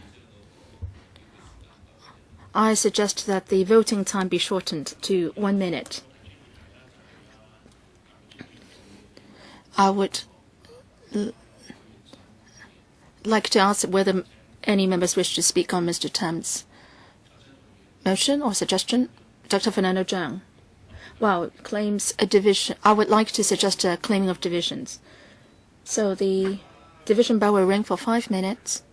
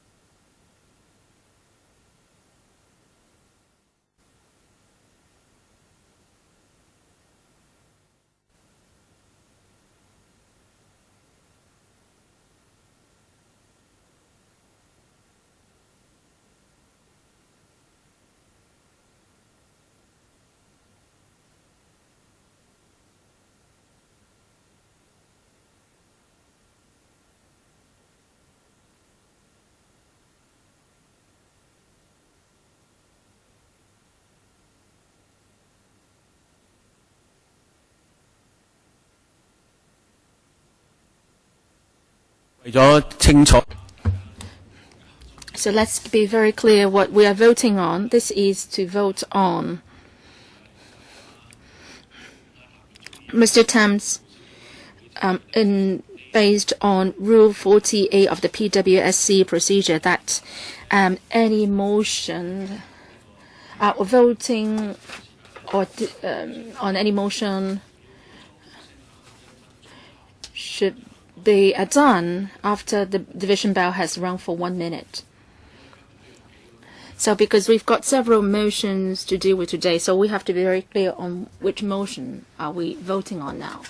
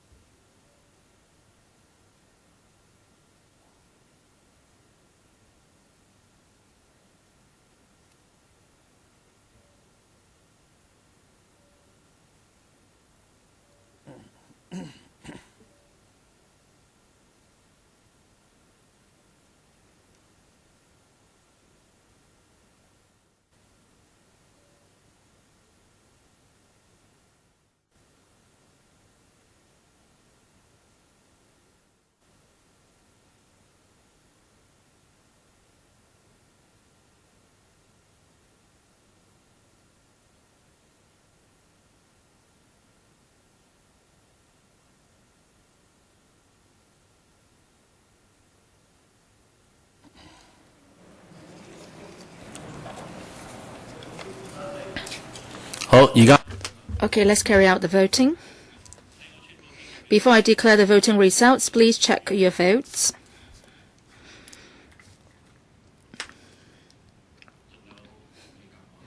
Whether Ms. Seho, you haven't yet pressed the button, right? Okay, voting ends. Display of results.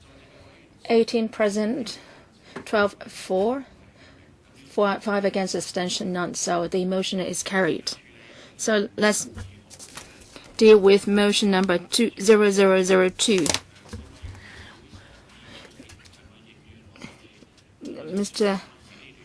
Based on the Rule 32A, Mr. Albert Chan has moved the motion.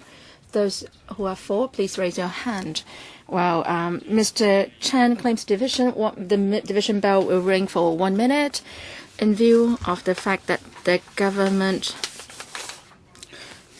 will, upon getting the funding for the strategic study, consult the relevant stakeholders. But over the years, the government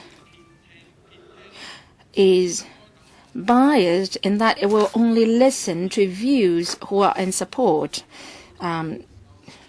So in major construction projects in the past, so the subcommittee urges that the government should at least consult those who oppose a project once every 6 months to listen to the views to people who object to the proposal.